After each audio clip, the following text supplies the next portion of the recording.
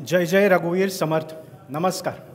आज 10 ऑक्टोबर 2025 ह्या वर्षाचे शरद व्याख्यानमालेचे शेवटचे पृष्ठ. आमचा हिंदू धर्म संस्कृतीमध्ये मंदिर आणि मठ एक विशिष्ट स्थान ठेवतात. इतिहास पाहिले तर पारंपरिक धर्मप्रचाराच्या स्थानाव्यतिरिक्त मठ मंदिर आमच्या धार्मिक, सांस्कृतिक, साहित्यिक, वैचारिक आणि राजनैतिक विचारविमर्श आणि तत्त्वज्ञानाचे स्थान.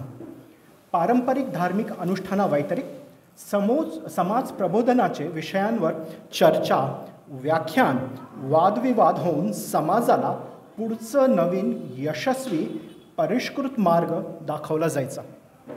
ग्वाल्हेर एक ऐतिहासिक नगर आहेच आणि पेशवाईबरोबर महाराष्ट्रातल्या धर्मसंस्कृतीचा प्रचार, प्रसार आणि स्थायित्व झालं. महाराष्ट्रातले अनेक पारंपरिक संप्रदायांचे मठ इथे वास्तव्यात आले. तसेच एक महत्त्वपूर्ण रामदासी संप्रदायाचे मठ आबा महाराज श्रीराम मंदिर, दाळ बाजार, ग्वाल्हेर आहे. समर्थ रामदास स्वामी महाराजांच्या रामदासी परंपरेतले हे मठ ग्वाल्हेरहून 60 किलोमीटर दूर जंगलात डोंगरावर रतनगड देवी मंदिर आहे. मान्यता अशी आहे की छत्रपती शिवाजी महाराजांनी आग्र्यात कैद होऊन सुटका होण्याकरता समर्थ रामदास स्वामी महाराजांनी तिथे यज्ञ करवलं होतं. आज आमच्यामध्ये व्याख्याता म्हणून उपस्थित आहे समर्थ भक्त श्री राघवेंद्रजी शिरगावकर, वर्तमान महंत आबा महाराज श्रीराम मंदिर. मी आमच्या मालेचे श्री मोहनजी मुसळगावकर यांना आग्रह करतो की त्यांनी आजचे वक्त्यांच्या हस्ते दीप प्रज्वलन आणि सरस्वती देवीला पुष्पांजली अर्पित करून मंचासीन करवावे.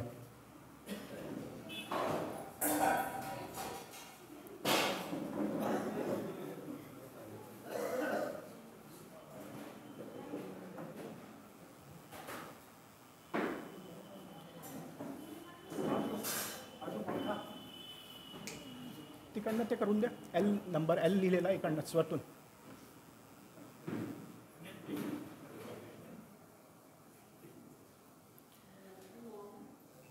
श्री राघवेंद्रजी शिरगावकर यांचा जन्म एका धार्मिक सांस्कृतिक परिवारात झाला. ते इंजिनिअरिंग पदवीधारक असून मराठी नाट्यक्षेत्रात सुद्धा सतत कार्यशील आहेत. 2 दिवसापूर्वी आपण ऐकलंच की त्यांना मराठी नाट्यक्षेत्रात सुद्धा अनेक राष्ट्रीय पुरस्कार प्राप्त झाले आहेत.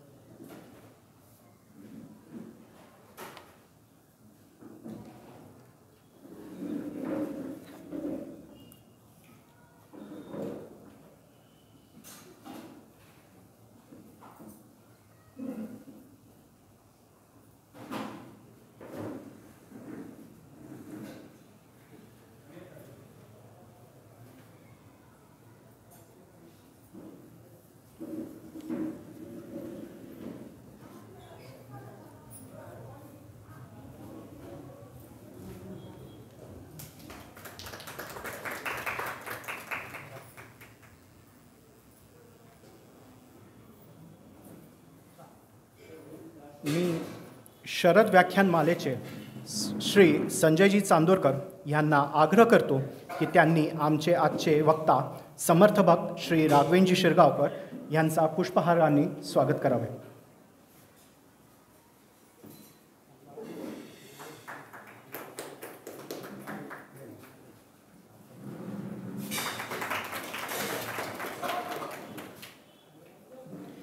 शरद व्याख्यानमालेची परंपरा आहे की प्रत्येक व्याख्यानमालाला प्रायोजक असतात. आजच्या व्याख्यानमालेला सुद्धा आम्हाला 3 प्रायोजक भेटले आहेत. प्रथम प्रायोजक आहे डॉक्टर सौ उमाताई कंपूवाले, स्मरणार्थ कैलाशवासी केशवराव कंपूवाले.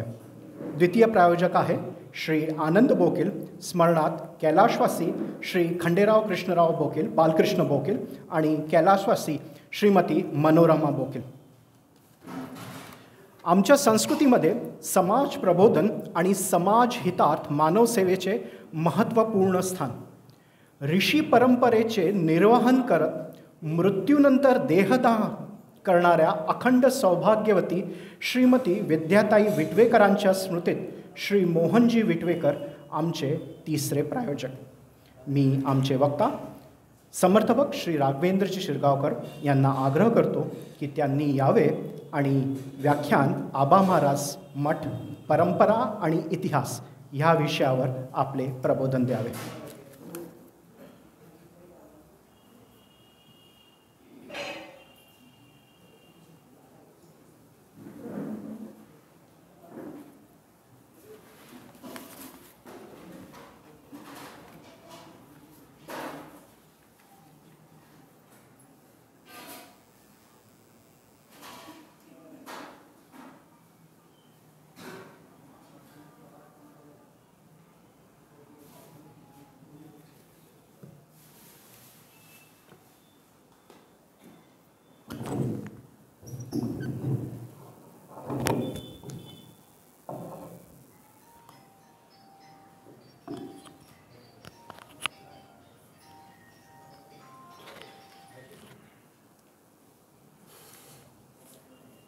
जय जय रघुवीर समर्थ.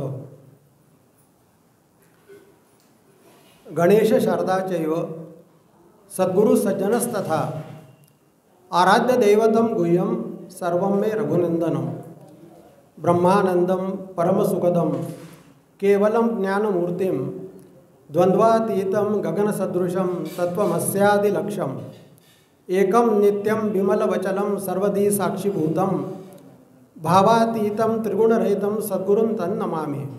गुरुर्ब्रह्मा गुरुर्विष्णु गुरुदेवो महेश्वरा गुरु साक्षात् परब्रह्म तस्मै श्री गुरुवे नमः. अनेन प्रेतां देवो भगवान् जानकीपतिः श्रीरामचंद्र पूर्वेशाम् अस्माकं कुलदैवतं श्रोता वक्ता श्रीराम समर्थ श्रीराम समर्थ श्रीराम समर्थ. जय जय रघुवीर समर्थ.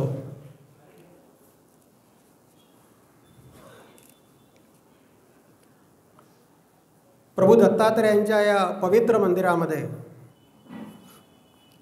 आणि ज्यांना आपण गुरुनाम गुरु असं म्हणू शकतो किंवा सद्गुरु तत्वाचे जे अधिष्ठान असं दैवत आहे, त्या दैवतांच्या परमपवित्र मंदिरामध्ये आज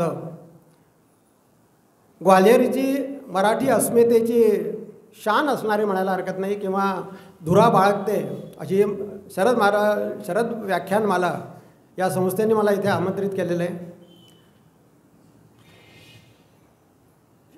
सर्व लोकांचे शरद व्याख्यानमालेशी संबंधित कार्यकारिणी इथले या मालेमध्ये अनेक लोकांनी इथे व्याख्यानं दिली. आमचे परममित्र आनंदजी दाणेकर, सायलीताई, कुंदाताई, उमाताई वगैरे सगळ्या लोकांचे आभार मानतो. सगळ्यांना नमस्कार करतो आणि श्रोते तुम्ही जगदीश मूर्ती या न्यायाने आपल्या सर्वांनाही वंदन करतो आणि सुरुवात करतो. थोडंसं मनावरती दडपण आहे. ते दडपण असं आहे, खरं म्हणजे ह्या स्थानावरून, या ठिकाणून, या मंचावरून फक्त आणि फक्त शुद्ध मराठीच बोललं गेलेलं पाहिजे. पण भीती वाटते की तेवढं अस्खलित मराठी माझं नाही आहे. त्यामुळे काही वेळा ओघामध्ये इकडले तिकडले जे पर्यायवाची शब्द सापडतात मराठीमधले, हिंदीमधले, इंग्लिशमधले वगैरे वगैरे घेऊन पुढे पडायची घाई होते. तर ते आपण थोडं सहन कराल असं मला वाटतं. दुसरा विषय जो आहे तो मराठी आबा महाराज मठ परंपरा आणि इतिहास असा विषय आहे. जेव्हा परंपरा हा शब्द येतो ना तर मोठं दडपण येतं. दडपण असं येतं की परंपरा याचा अर्थ काय. मी विषय दिल्यानंतर मी थोडा प्रयत्न केला की आपण बघूया परंपरा या अर्थ काय. तर अनेक शब्द पर्यायवाची भेटले पण त्यात मजा आला नाही, चांगलं वाटलं नाहीत. एक विषय असा थोडं चिंतनात असा आला की परम म्हणजे काय. तर परम म्हणजे परम म्हणतो ना आपण, परमपिता, सर्वश्रेष्ठ जे अतिश्रेष्ठ आहे ते परम. आणि परा, परा या शब्दाचा अर्थ घेत असताना परा म्हणजे श्रेष्ठच आहे पुन्हा. पण परा म्हणजे एक तसं आपण म्हणतो ना परा, पश्चंती, मध्यमा आणि वैखरी. तर थोडं दडपण असं आहे की ज्या श्रेष्ठ परंपरेचा जो विचार करायचा आहे किंवा जो आपल्याला उल्लेख करायचा आहे किंवा ज्याचं इथे ज्याबद्दल सांगायचं आहे तर खरं तर ते परावाणीवरूनच व्हायला पाहिजे. ती इतकी श्रेष्ठ परंपरा आहे. प्रत्येकाला आपल्या वंश परंपरेचा अभिमान असतो बरं का, आणि तो प्रत्येकाने बाळगायला पाहिजे, त्यात काही चूक नाही आहे. पण इथे थोडंसं दडपण असं आहे, आता मेघदूतजींनी महंत म्हणून माझा उल्लेख केला. खरं म्हणजे मी या परंपरेचा फक्त पाईक आहे बरं का, पाईक आहे मी. 10 पिढ्यापासून चालत आलेली ही परंपरा आहे, आणि ह्यात माझा मोठेपणा काहीच नाही आहे, त्यांचाच मोठेपणा आहे की त्यांनी मला या वंशामध्ये संमलित करून घेतलं असं म्हणायला हरकत नाही. तर अशी ही परंपरा आहे. थोडंसं मी आता आपल्याला ह्याच्यावर सुरुवात करूया. आपल्या सर्वांना माहिती आहे समर्थांचा जो अवतार आहे तो जांब गावी झाला, आणि जांबेमध्ये समर्थांनी एक लहानपणीची घटना सांगतो, कारण विषय खूप मोठा आहे आणि आपण पुढे भटकन जाऊया. लहानपणी समर्थांनी एक असा विषय येतो की लहान नारायण नाव आहे यांचं लहानपणचं, आणि संध्याकाळची वेळ झाली आहे, आई शोधते, मुलगा खेळायला नेहमी जातो, शेजारी पाजारी असेल, अजून कुठेतरी असेल, अजून आला नाही, अजून नारायण आला नाही, अशी आई शोधते. थोडी काळजीपूर्वक आता पूर्वक झालं कारण उशीर झालेला आहे, आणि अशा वेळी शोधता शोधता घरातल्या एका लहानशा कोठडीमध्ये, एका अंधाऱ्या खोलीमध्ये हा नारायण ध्यानस्थ बसलेला दिसतो. अरे नारायणा, इथे काय करतोयस तू? सगळ्यांना वाटतं काय सगळे लोक बाहेर खेळतात, ते मुलं तू बाहेर खेळला असं हरकत नाही, अंधाऱ्या कोठडीमध्ये अंधारामध्ये बसून काय करतोयस? तेव्हा समर्थांनी जो उत्तर दिलं आहे, 8 वर्षाच्या नारायणांनी जे उत्तर दिलं आहे, मला वाटतं संपूर्ण चरित्र त्याचं त्यांच्यावरती अवलंबून आहे. आई चिंता करीतो विश्वाची, असं ते म्हणत आहेत. ज्या वयामध्ये आम्हाला आमचीच चिंता नसते, मुलांना स्वतःचीच चिंता नसते, शाळेची चिंता नसते, कशाची चिंता नसते, त्या वयामध्ये हा नारायण चिंता करतो विश्वाची म्हणतोय बरं का. आणि अशा या समर्थांनी ही चिंता आजन्म बाळगली आहे, नुसती म्हटली नाही आहे. काही दिवसानंतर त्यांना इच्छा होते की मला अनुग्रह मिळावा. वडील बंधूंकडे, गंगाधर पंतांकडे ते आग्रह धरतात. ते म्हणतात नारायण तू लहान आहे, अजून लहान आहे, टाळतात त्या गोष्टीला, आणि न राहून शेवटी एका मारुतीच्या मंदिरामध्ये जाऊन बसतात. मारुतीरायाचा दृष्टांत होतो आणि प्रत्यक्ष रामरायाचं यांना साक्षात्कार होतो बरं का, दर्शन होतं. अमानवीय गुरु असलेला कदाचित असं म्हणायला हरकत नाही समर्थ रामदास हे एकमेव संत आहे बरं का. प्रत्यक्ष रामरायांनी त्यांना अनुग्रह दिलेला आहे, आणि नुसताच म्हणजे सद्गुरू पण रामराय आहेत आणि आराध्य पण रामराय आहे. ज्या सद्गुरूंकडनं आम्हाला ज्या तत्वाकडे जायचं आहे ते पण रामरायच आहे, आणि ज्यांच्या माध्यमातून जायचं आहे किंवा ज्यांच्या अनुग्रहाने ज्यांच्या कृपेने जायचं आहे ते पण रामराय आहे. समर्थांनी खूप स्पष्ट केलेलं आहे एका ठिकाणी, तो राम नव्हे कालचा, तो राम नव्हे कालचा, सुत दशरथाचा, युगानुयुगीचा आत्माराम. कुठे जायचं आहे आपल्याला? तर आत्माराम म्हणजे रामाच्या माध्यमातून, अयोध्यावासी रामाच्या माध्यमातून, कौशल्यात्मक रामाच्या माध्यमातून जायचं. कुठे? शेवटचा टप्पा काय आहे? आत्मारामापर्यंत जायचं आहे. आणि म्हणून समर्थांनी दासबोधामध्ये एक सुंदर एक विषय येतो, विमळ ब्रह्म असं त्यांनी म्हटलेलं आहे. सरते शेवटी आमचं सगळ्यांचं शेवट किंवा आमचं सगळ्यांचं परम जे लक्ष्य आहे ते विमळ ब्रह्मच आहे. आणि म्हणून समर्थांच्या राजकारणामध्ये सुद्धा, समर्थांच्या राष्ट्रकारणामध्ये सुद्धा विमळ ब्रह्म त्या धरूनच समर्थ चाललेले आहेत.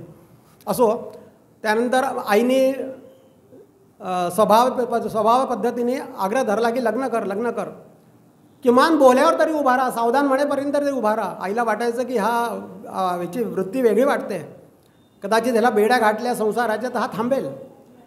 आईच्या आग्रहात तो म्हणाले हो ठीक आहे थांबतो. आणि एक निवेदन आहे, भैया बोलिए नाही जरा प्लीज, संजयजी बोलू नका प्लीज, शांत राहायला सांगा प्लीज. आईच्या आग्रहाखातर बोल्यावर उभे राहिले, आणि संध्याकाळची वेळ गोरोज मुहूर्त आहे, आणि ब्राह्मणांनी वैदिकांनी उच्चार केला शुभमंगल सावधान. आम्ही सगळ्यांचा आमचा परिचयाचा शब्द आहे, आणि समर्थ तिथून सावधान शब्द त्यांनी ऐकला आणि तिथून निसटले. थोडंसं विनोद करायची इच्छा होते. आम्ही सगळ्यांनी सावधान शब्द ऐकतो, पण नंतर आम्हाला कळतं की आम्ही त्यावेळेला सावधान न राहिल्यामुळे मग जिवंतभर मग सावधान राहून किंवा असावधान राहून काही उपयोग होत नाही. असो, समर्थ इथून निघाले अंधाराची वेळ आहे, आणि 4-5 दिवसामध्ये मजल करीत दिवसाच्या वेळी झाडांवर चढावं, कोणी आपल्याला ओळखू नये म्हणून, रात्री पुन्हा मार्गक्रमण करावं, आणि ते टाकळीला आले नाशिकजवळ. तिथे त्यांनी 12 वर्ष पुरश्चरण केलेले बरं का, रामरायाच्या आज्ञेवरून. 12 वर्षाचा नारायण आहे आता, 12 ते 24 वर्ष नंदिनी आणि गोदावरी यांचा संगम आहे तिथे. टाकळीला जे लोक गेले असतील त्यांना माहीत असेल. आणि तिथे त्या संगमावरती पहाटे पंच उषःकालाला उठावं. या बालकांनी कुणी उठवणारं नाही आहे, कुणी सांगणारं नाही आहे, कुणाचं काही कोणी मार्गदर्शक नाही आहे. फक्त स्वप्रेरणेने उठावं आणि गुडघ्या एवढ्या पाण्यामध्ये, कमरे एवढ्या पाण्यामध्ये उभे राहून पुरस्चरण करावं. गायत्रीचं पुरस्चरण समर्थांनी केलेलं आहे आणि त्रयोदशाक्षरी मंत्र श्रीराम जय राम जय जय राम याचं समर्थांनी पुरस्चरण केलेलं आहे 13 कोटीचं. आणि असं झाल्यानंतर त्यांना तिचा दृष्टांत झाला, त्यांचं पुरस्चरण आटोपलं आणि त्या प्रेरणेने आता समर्थ कुठे निघाले तर समर्थ हिंदुस्थानाचं पदभ्रमण करण्याकरता निघालेले आहेत. देशाची एकंदरीत स्थिती काय आहे? ह्यापूर्वी 12 वर्षामध्ये समर्थांनी नुसतं 12 वाजेपर्यंत पुरस्चरण करावं नाही, दुपारी अनेक सद्ग्रंथांचं वाचन केलं आहे समर्थांनी. वाल्मिकी रामायणासारख्याचं जे म्हणजे समजून घ्यावं, अतिशय कठीण असा ग्रंथ आहे. उपनिषदे, वेद, आपण दासबोध जर बघितला तर त्याच्यामध्ये समर्थांनी पूर्ण आपली रेफरन्स लिस्ट दिलेली आहे, संदर्भ लिस्ट दिलेली आहे. उपदेशदे निशा वेदांत श्रुती आणि मुख्य समर्थ म्हणतात ते सगळं समर्थांची, सगळं देवाचीच वचनं आहे, रामरायाची वचनं आहे. मी माझं काही दासबोधात लिहिलेलं नाही आहे. त्यामुळे सगळ्या याला प्रमाण आहे सगळ्या गोष्टीला. आणि मुख्य आत्मप्रचिती शास्त्रे सहित असं समर्थ म्हणतात. हे जे काही लिहिलं आहे मी हे नुसतं लिहिलेलं नाही आहे. याचे सगळ्यांची आधी केले मग सांगितले. त्या सगळ्यांची प्रचिती समर्थांनी घेतलेली आहे आणि त्या मार्गाने जर आम्ही गेलो तर आम्हाला तशी प्रचिती त्या टप्प्यावर निश्चितपणे भेटेल असं समर्थ ठोकून सांगतायत दासबोधामध्ये. एक आपल्याला आणिक सांगतो, परमार्थाकडे जात असताना ऐहिक जे आमचं आहे ना, काय म्हणतात त्याला, जे आमचा संसार आहे ते सुद्धा अत्यंत महत्त्वाचं आहे. त्याला समर्थांनी म्हणजे आकृष्ट झाले समर्थ. प्रत्येक ग्रंथ आम्हाला परमार्थाकडे आकृष्ट करतो, काही चूक नाही आहे, त्याचा उद्देशच तो आहे. पण हे करत असताना ऐहिक माध्यमांना न सोडून समर्थांनी दासबोधामध्ये वर्णन केलेलं आहे. प्रापंचिक जो प्रपंचामध्ये प्रामाणिक असेल तोच आमचा परमार्थ करू शकेल. असं नाही की प्रपंच आम्ही सोडून दिला, आम्ही आमच्या कर्तव्याला सोडून दिलं आणि सरळ आम्ही राम करू लागलो, त्याचं काही होणार नाही म्हणून समर्थ असं म्हणतायत. अशा समर्थांनी अनेक ग्रंथांचं वाचन केलं आहे, अनेक ज्ञानसंपदा आपल्या ज्ञानसंपन्न झाले, वैराग्य संपन्न समर्थ झालेले आहेत. आणि आता ते हिंदुस्थानामध्ये संपूर्ण हिंदुस्थान पदक्रांत करतात, पायाने भ्रमण करतायत. का तर आता तिथली जी स्थिती आहे त्या स्थितीत त्यांना अवलोकन करायचं आहे. त्याची पूर्ण त्यांनी मराठी भाषेमध्ये स्टडी केलेली आहे. काय देशाची स्थिती आपल्या सर्वांना कल्पना आहे. धर्माची ग्लानी आलेली, धर्म अगदी काय म्हणतात पूर्ण विस्कटलेला आहे. सगळ्यांना परचक्राचं आक्रमण आहे, सगळं परराष्ट्र आक्रमण आहे, मोगलियांचं आक्रमण आहे. आणि अशा वेळेला सगळं धर्म गेलेला आहे. लोकांच्या मतमतांतरे सुरू झाली आहे. लोकांनी आपला धर्म तर विसरलाच आहे, पण आपसामध्ये सुद्धा भांडतायत. मी ह्या देवाला मानतो, तो त्या देवाला मानतो. आणि अशा याच्यामध्ये समर्थांना लक्षात एक आलं की जोपर्यंत आमचं स्वतःचं राष्ट्र होणार नाही, स्वराष्ट्र निर्मिती होणार नाही, तोपर्यंत स्वधर्म टिकू शकत नाही. बघा बरं, महत्त्वाचा गोष्ट आहे.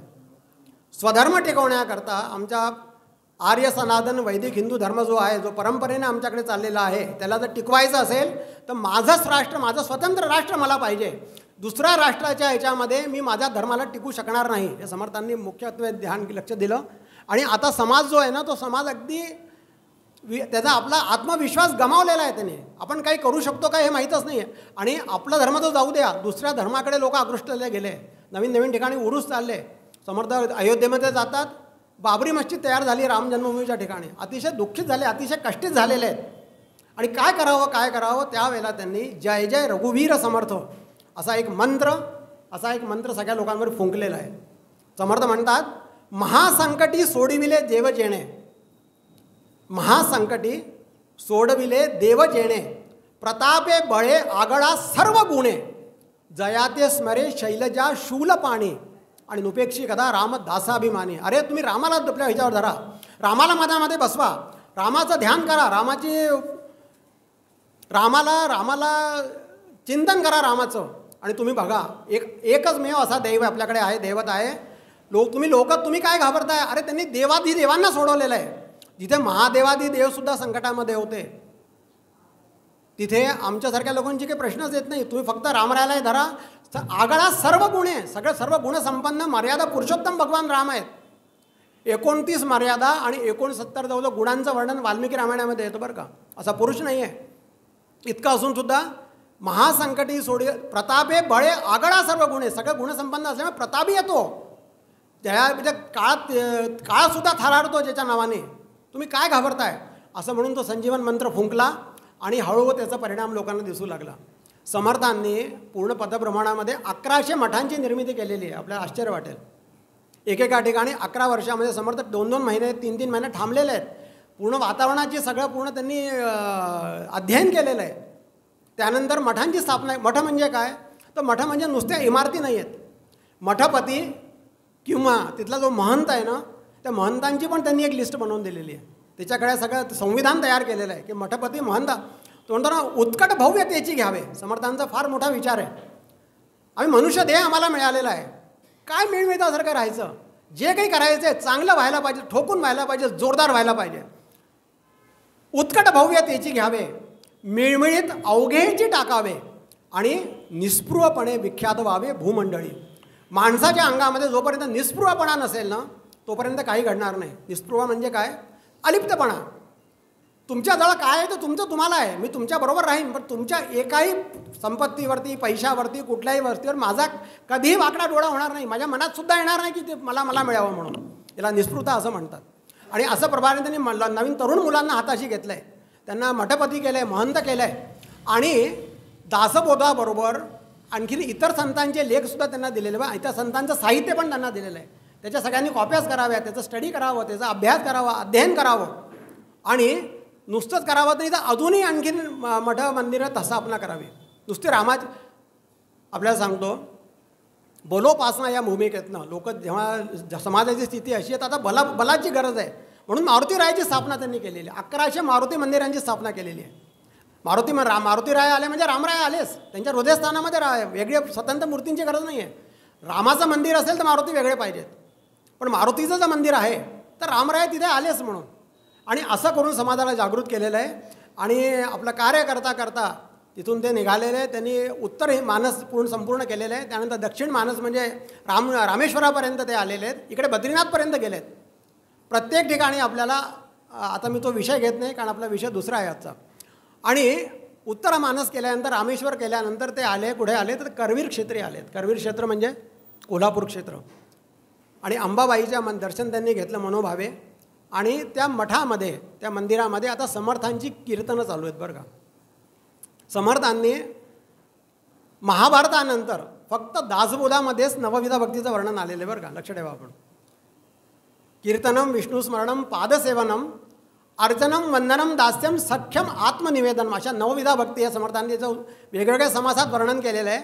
आणि समर्थांना सगळ्याच भक्ती प्रिय आहेत, पण त्यामध्ये दास्य भक्ती आणि कीर्तन भक्ती तर अतिशय प्रिय आहे समर्थांना. समर्थ म्हणतात भगवंताचं कीर्तन प्रिय आहे, कीर्तनी समाधान होय आणि बहुत जनासी उपाये कीर्तने कलियुगी असं समर्थ म्हणतायत. आपुलिया सुखस्वार्था केलीच करावी हरिकथा आणि हरिकथेविण सर्वथा राहोची नाही. आणि शेवटी समर्थ म्हणतायत म्हणून कीर्तनाचा अगाध महिमा. पूर्ण समासामधले मी काही ओळी सांगतो आपल्याला. म्हणून कीर्तनाचा अगाध महिमा, कीर्तनी संतोषे परमात्मा आणि सकळ तीर्थे आणि जगदात्मा कीर्तनी हरिकीर्तनी वसे असं समर्थ म्हणतायत. असे समर्थ त्यांचं कीर्तन चालू आहे. आणि आपल्याला सांगायला नको समर्थांचं कीर्तन म्हणजे काय हो. रामादासांची अमृततुल्य वाणी आणि श्रवणी येता लोचनी येत पाणी. ज्या ज्या लोकांनी ते कीर्तन ऐकावं ना, समर्थ हा एका विशिष्ट भावनावस्थेमध्ये लोकांना घेऊन जात आहेत. रात्री 12-12 मध्यरात्रीचा वेळ आहे. संध्याकाळी रात्री 9, 9:30, 10 वाजता सुरू झालेलं कीर्तन आणि मध्यरात्र उलटून गेली लोकांना कळत नाही. आणि लोक एका विशिष्ट भावावस्थेमध्ये जावं, त्यावर सोडावं. आपल्याला सांगतो माता भगिनी चिरोटे करतात ना, ते चिरोटेला जेव्हा तुम्ही असं हे केलं ना, दाबलं ना, त्यातनं असा पाक असा टपकतो. समर्थांच्या कीर्तनामधनं जर आपण बघितलं तर भक्ती आणि भावाचं असं जे हे आहे ना, सगळं सार त्या कीर्तनात टपकच आहे. श्रोत्यांची लोचनी पाणावलेले असतात, लोकांची चिंबर लोक भजलेले असताना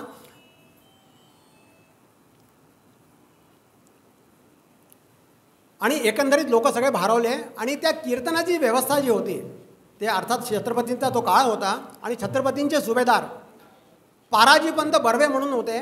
त्यांच्याकडे ते त्या मठाची व्यवस्था होती आणि पर्यायाने समर्थांची व्यवस्था पण होती.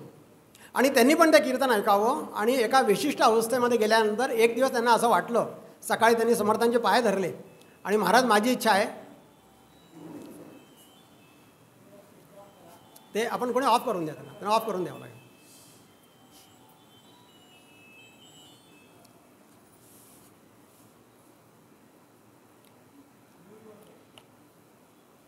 त्यांनी समर्थांचे पाय धरले आणि म्हणाले, महाराज माझी अशी इच्छा आहे, आपण आमच्याकडे प्रसादाला यावं आणि आम्हाला इच्छा आहे की मी आपला अनुग्रह घ्यावा म्हणून. समर्थ हो म्हणाले. समर्थ त्यांच्या घरी गेले आणि त्यावेळेला त्यांची पाद्यपूजा यांनी केली आणि पाद्यपूजा करत असताना आता जेवणाची वगैरे तयारी आहे आणि त्यावेळेला समर्थांना एक चुणचुणीत मुलगा, 5-1 वर्षाचा मुलगा आहे तो समर्थांच्या दृष्टीस पडला आणि समर्थांना एकदम, बाळा इकडे ये, समर्थांनी बोलवलं त्याला. काय नाव तुझं? अंबाजी. त्यांनी एकदम मस्त उत्तर दिलं, अंबाजी. वा, खूपच छान नाव आहे. तुला लिहिता येतं का? हो लिहिता येतं. वाचता येतं का? हो वाचता येतं. मग लिहून दाखव. समर्थांनी एक सवाई म्हटली आणि त्यांनी लगेच लिहून दाखवले. समर्थांना त्याचं अक्षर घेऊन समर्थ भाळले. एवढासा लहान मुलगा आहे, इतकं सुंदर अक्षर आहे याचं.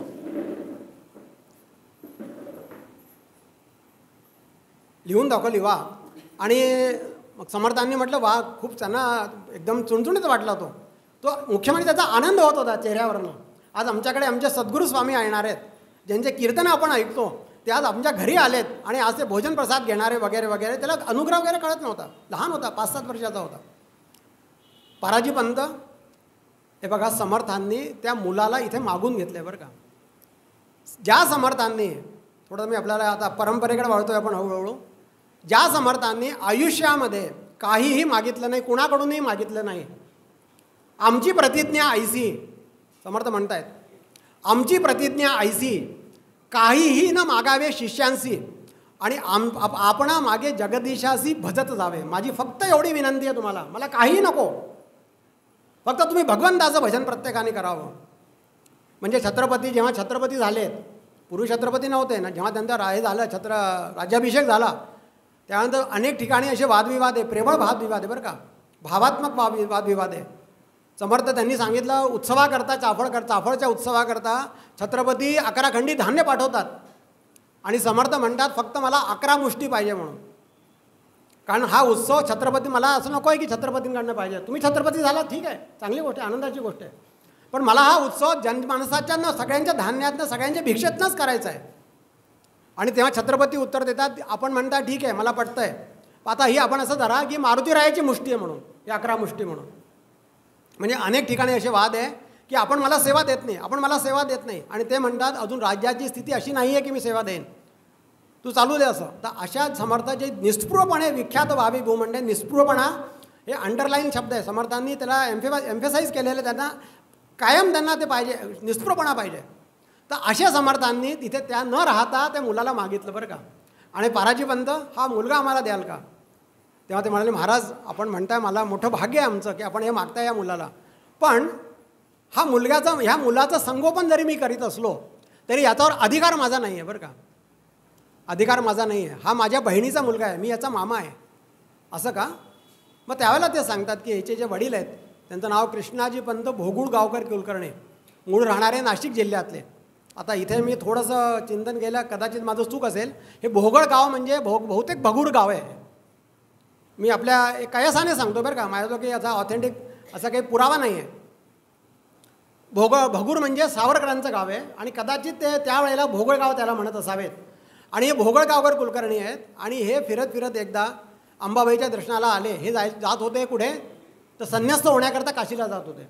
पण ते अंबाबाईच्या दर्शनाला आलेले असताना ह्यांची दोघांची भेट होते तिथे, पाराजी पंतांची आणि कृष्णाजी पंतांची, म्हणजे यांच्या वडिलांची, अंबाजीच्या वडिलांची भेट होते. आणि भेट झाल्यानंतर दोघांना असं काही संकेत येतो, ईश्वरी संकेत येतात. काय कथा मोठी आहे, मी थोडक्यात सांगतोय. संकेत येतात की त्यांनी यांच्या बहिणीशी लग्न करावं. ते संन्यस्त होण्याकरता निघाले आणि ते म्हणाले, मला असं का स्वप्न दृष्टांत व्हावं की मी आता मुलीशी लग्न करावं, यांच्या बहिणीशी लग्न करावं.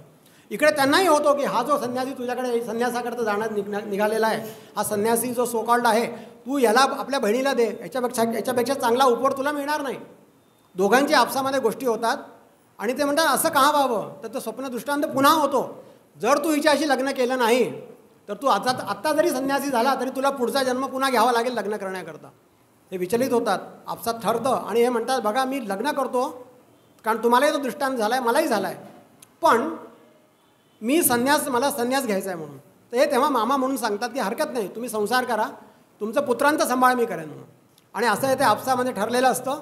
आणि अंबाजी हा मुलगा त्यांना होतो. त्यानंतर पुढे 2-3 वर्षानंतर दुसरा मुलगा होतो, त्याचं नाव म्हणजे दत्तात्रय. ते दोघंही मुलं होतात आणि झाल्यानंतर ते यथा सांगितल्याप्रमाणे ते संन्यस्त होऊन जातात, काशीला निघून जातात. आणि आता यांचा सांभाळ जो आहे हा मामा म्हणजे पाराजीपंत बर्वे कुलकर्णी करतायत. आता यांचं नाव पाराजीपंत आहे, पण यांना लोक सगळे बर्वाजीपंत म्हणतात बरं का. त्याचं कारण असं आहे की लोकांचं सगळं चांगलं व्हावं. आपण म्हणतो ना तोहा विठ्ठल बरं व्हा, सगळ्यांचं बरं व्हावं आणि मला जो अधिकार प्राप्त आहे त्या अधिकाराचा उपयोग मी समाजकारणाकरता करावा, लोकांच्या चांगल्याकरता करावा, असे हे पाराजीपंत कुलकर्णी आहे. समर्थांना ते कळतं आणि समर्थ ते म्हणतात मला ह्याच्या आईला विचारावं लागेल.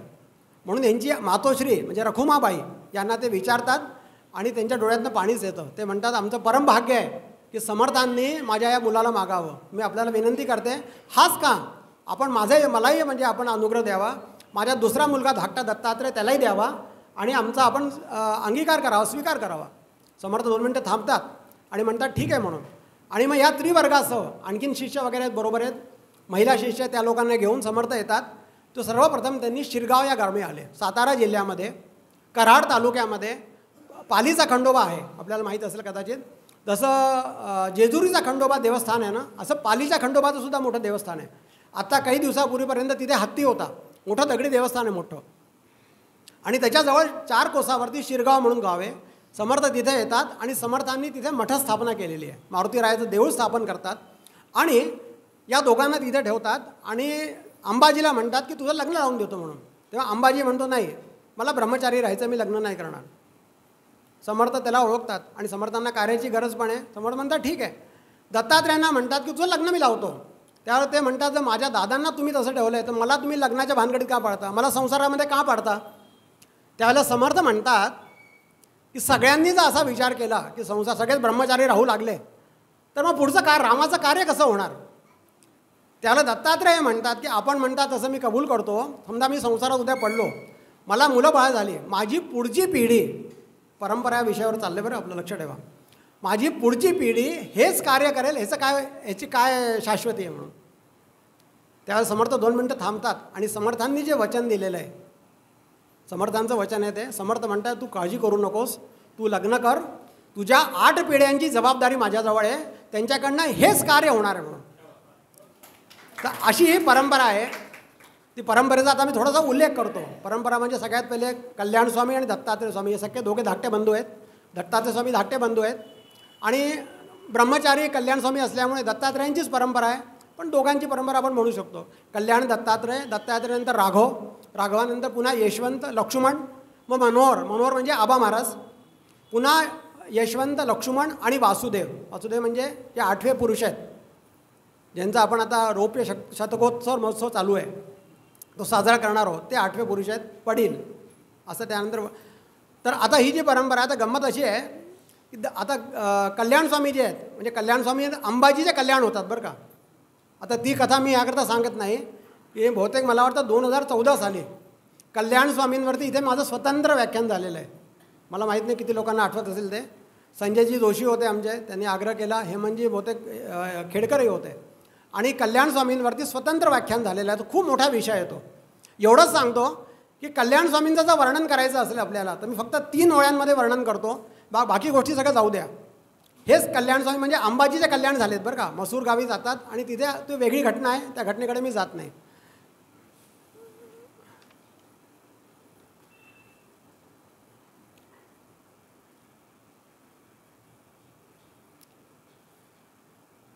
कल्याण स्वामींचं वर्णन असं आहे, तर नसे कामना संसाराची गुरुचरणी लीन. बघा बरं का, आता नसे कामना संसाराची गुरुचरणी लीन, न मानीच गुरुचरणा वाचुनी आब्रह्म भुवन. सद्गुरुचरण एकीकडे आणि दुसरी दुनिया एकीकडे असं जे मांडणार आहेत ते कल्याण स्वामी आहेत. नसेची सद्गुरू वाचुनी काही अनुदिनी चिंतन, ज्यांनी सर्व जन्मभर आपल्या सद्गुरूचाच हव्यास धरला, नवे नवे प्रत्येक क्षण त्यांनी सद्गुरूंचंच चिंतन केलं. एक आपल्याला सांगतो, कल्याण स्वामी मोठे भाग्यवान होते. लहानपणी त्यांना समर्थांनी घेतल्यानंतर समर्थांनी त्यांना घडवलेलं आहे बरं का. आणि कल्याण स्वामींचं एक आणखीन सांगतो, ल्याला दासकृपेचे भूषण असं वर्णन येतं. ल्याला दासकृपेचे भूषण. बघा कृपा झाली म्हणजे काय, त्यांनी कसं सांगितलं आहे, ल्याला दासकृपेचे भूषण सिद्धी अनुसरल्या. आणि ल्याला दासकृपेचे भूषण सिद्धी अनुसरल्या असो. ल्याला दासकृपेचे भूषण सिद्धींनी काय केलं, सिद्धी अनुसरल्या म्हणजे सिद्धींनी विनंती करावी जणू की तुम्ही मला अंगीकार करावा, मला स्वीकार करावा. आणि आपल्याला माहीत असेल समर्थांचा जो श्लोक आहे कोणचा आहे, शुकासारिके पूर्ण वैराग्य ज्याचे वसिष्ठापरी ज्ञान योगेश्वराचे असं म्हटलं बरं. समर्थांना योगेश्वर पदवी दिली आहे. कोणी दिली आहे तर वामन पंडितांनी दिली आहे. ते पण अतिशय अधिकारी पुरुष आहे बरं का. मी आणि तुम्ही देऊन होत नाही. जो पुरुष कोण म्हणतो याला महत्त्व आहे. कोणी उपाधी दिली, कोणी सर्टिफिकेट दिलं याला महत्त्व आहे. त्याला ते अधिकार आहे का हा महत्त्व आहे. तर असे योगेश्वर भगवान म्हणजे योगेश्वर समर्थांना उपाधी दिली आहे. आणि योगीराज कल्याण स्वामींना सुद्धा योगीराज ही पदवी मिळाली बरं का. असं वेळोवेळी गोष्टी येते की अरिमा लदिमा गणिमा इतक्या ज्या नवसिद्धी ज्या आहेत या सगळ्या त्यांना हे होत्या. आणि कशामुळे झाला तर ल्याला दास कृपेचे फक्त भगवंता त्यांच्या कृपेने झाल्या. समर्थांनी बसून त्यांना शिकवलेलं नाही आहे. फक्त कृपेमध्ये काय परिणाम असू शकतो समर्थ कृपेचा किंवा सद्गुरूच्या कृपेचा काय परिणाम असू शकतो. तर असे कल्याण स्वामी आहेत. आणि यानंतर आता दत्तात्रेयांचं आपण थोडं चिंतन करूया. दत्तात्रेयांनी तिचा संसार केला आहे. समर्थांनी त्यांचं लग्न लावून दिलं आहे. समर्थ त्या मठामध्ये 6 महिने राहिले आहेत बरं का. समर्थांचा स्वहस्ती स्थापन केलेला तिथे शेणाचा मारुती आहे. आणखीन सांगतो म्हणजे ह्यांचा अधिकार काय असेल, परमार्थिक अधिकार काय असेल तर असा एक विषय येतो, ज्याचे ध्यानी रामदास. म्हणजे समर्थांच्या ध्यानामध्ये म्हणजे ज्याचे म्हणजे समर्थ रामदास ज्यांच्या ध्यानात असायचे, ज्याचे ध्यानी रामदास तेच ध्यान कल्याणास. आणि बंधू दत्तात्रेयास रामप्रेमा लादला. दोघांचाही परमार्थिक अधिकार अगदी सारखा आहे असं वर्णन मोठे लोक करतात. म्हणजे कल्याण स्वामी दत्तात्रेय स्वामी दोघांमध्ये अतिशय प्रेम आहे. आणि कल्याणांना 60 ते 65 वर्ष 32 वर्ष 33 वर्ष समर्थांचा प्रत्यक्ष सहलाभ लागलेला आहे. समर्थांनंतर 32 वर्षानंतर यांनी ध्येय ठेवला आहे. पण नसेची सद्गुरू वाचूनी काही अनुदिनी चिंतन हा त्यांचा महत्त्वाचा गाभा आहे. सद्गुरू शिष्य ज्या 2-4 जोड्या झाल्या आहेत ना, तसं आपलं हे असतील कदाचित मच्छिंद्रनाथ गोरक्षनाथ असतील, रामकृष्ण परमहंस विवेकानंद असतील, हे सुद्धा अद्भुत चरित्र आहे बरं का. असेच ही जोडी आहे बरं का, कल्याण स्वामी आणि समर्थ रामदास. तर असो तर कल्याणांना समर्थ घेऊन निघून जातात पुढे. आणि दत्तात्रेयांचं लग्न झाल्यानंतर दत्तात्रेय संसार करतात. दत्तात्रेयांनी सांगितलं आहे तो आपल्या आईचं लक्ष ठेवायचं आहे बरं का. आणि हे शिरगाव जे आहे ना हे अतिशय महत्त्वाचं स्थान आहे. कारण समर्थांचा सगळा कृष्णा खोऱ्यातच त्यांचा सगळा पुढचा वावर झालेला आहे. त्यामुळे दासबोधाचं समर्थांच्या सत्कवितांचं मनाचे श्लोक म्हणा यांचं अनेक पुष्कळ गोष्टींचं लेखन सतत इथं सातत्यानं झालेलं आहे. कारण पूर्वी कॉपी करायची काही पद्धत नव्हती. तुम्हाला एका ह्याच्यावरून हाताने उतरवून घ्यावं लागेल. फोटोकॉपीची पद्धत नव्हती, इलेक्ट्रोस्टेट नव्हतं, फोटोस्टेट नव्हतं. मग हे सगळं करत असताना अनेक वेळा समर्थांनी कल्याणांना सांगावं. समर्थांना काय होतं काही पण केव्हाही त्यांच्या मनात यायचं. मग ते लगेच लिहून घ्यायचे चालता चालता. मग ते चिटोरके तयार व्हायचे. मग त्याची ते पोत्यात टाकायचे. मग ती पोती भरल्या जायचं. मग समर्थ म्हणायचं तुला तर इथे वेळ मिळणार नाही, तू शिरगावला जा, आईंजवळ राहा आणि याचं सगळं फेअर करून आण म्हणून. तर असं अनेक म्हणजे ह्याचं झालेलं आहे. आणि तिथे खालती एक लहानशी अशी चिंतनाकरता एक ध्यानाकरता खोली आहे. अनेक लोकांनी ती बघितली असेल. जंगलामध्ये जिथे शिरगाव आहे तिथे 8 फूट खाली 10 फूट खाली एक अशी खोली आहे. आणि त्याला कुठलंही आर्च नाही, अर्धन किंवा मातीचा आर्च त्याच्यावर आहे. आणि त्या खाली बसलं तर झुळझुळ AC काय असेल असं झुळझुळ वारा येतो.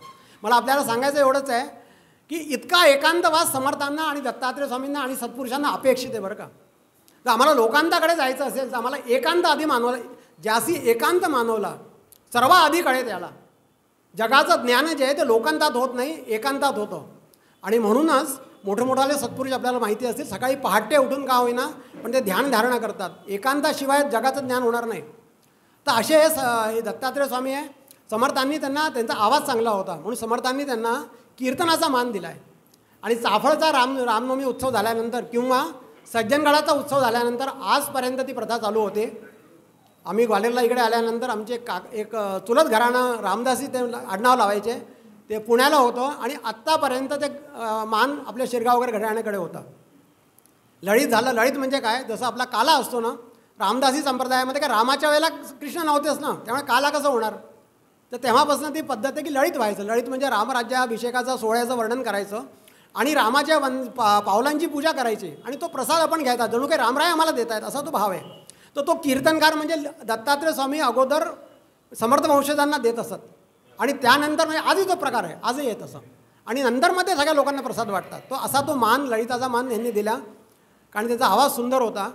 आणि असे आता दत्तात्रेयांचं वर्णन म्हणजे दत्तात्रय कृष्णाजी लादला दत्तप्रसाद. एक मला मोठी गंमत वाटते आणि आनंदही होत आहे. आपण ह्या ठिकाणी आहोत. अनेक लोकांनी खंत व्यक्त केली होती की ते जनकगंध शाळेचा मजा काही वेगळा होता. मी पण अनुभव घेतला आहे बरं का, खरोखर चांगला होता.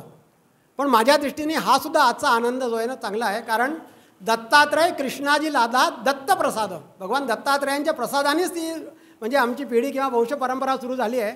आणि या ठिकाणी त्याचं भगवान दत्तात्रयांसमोरच ते वर्णन होतं आहे. याचा मला एक चांगला एक तो कौल मला असं वाटतं आहे. दत्तात्रय कृष्णाजी लादला दत्तप्रसाद, दमुनी अविद्या सद्गुरू संगे भोगी स्वानंद. बघा शब्दांमध्ये आपण सगळे बघा. दमुनी अविद्या सद्गुरू संगे भोगी स्वानंद, दया क्षमाधिक सद्गुण मंडित करी सुख संवाद आणि दक्ष करूनी अधिकार दिला ललित अनुवाद. समर्थांनी ललिताचा अनुवाद त्यांना दिला, ललिताचा कार्याचा मान दिला. असे दत्तात्रय स्वामी.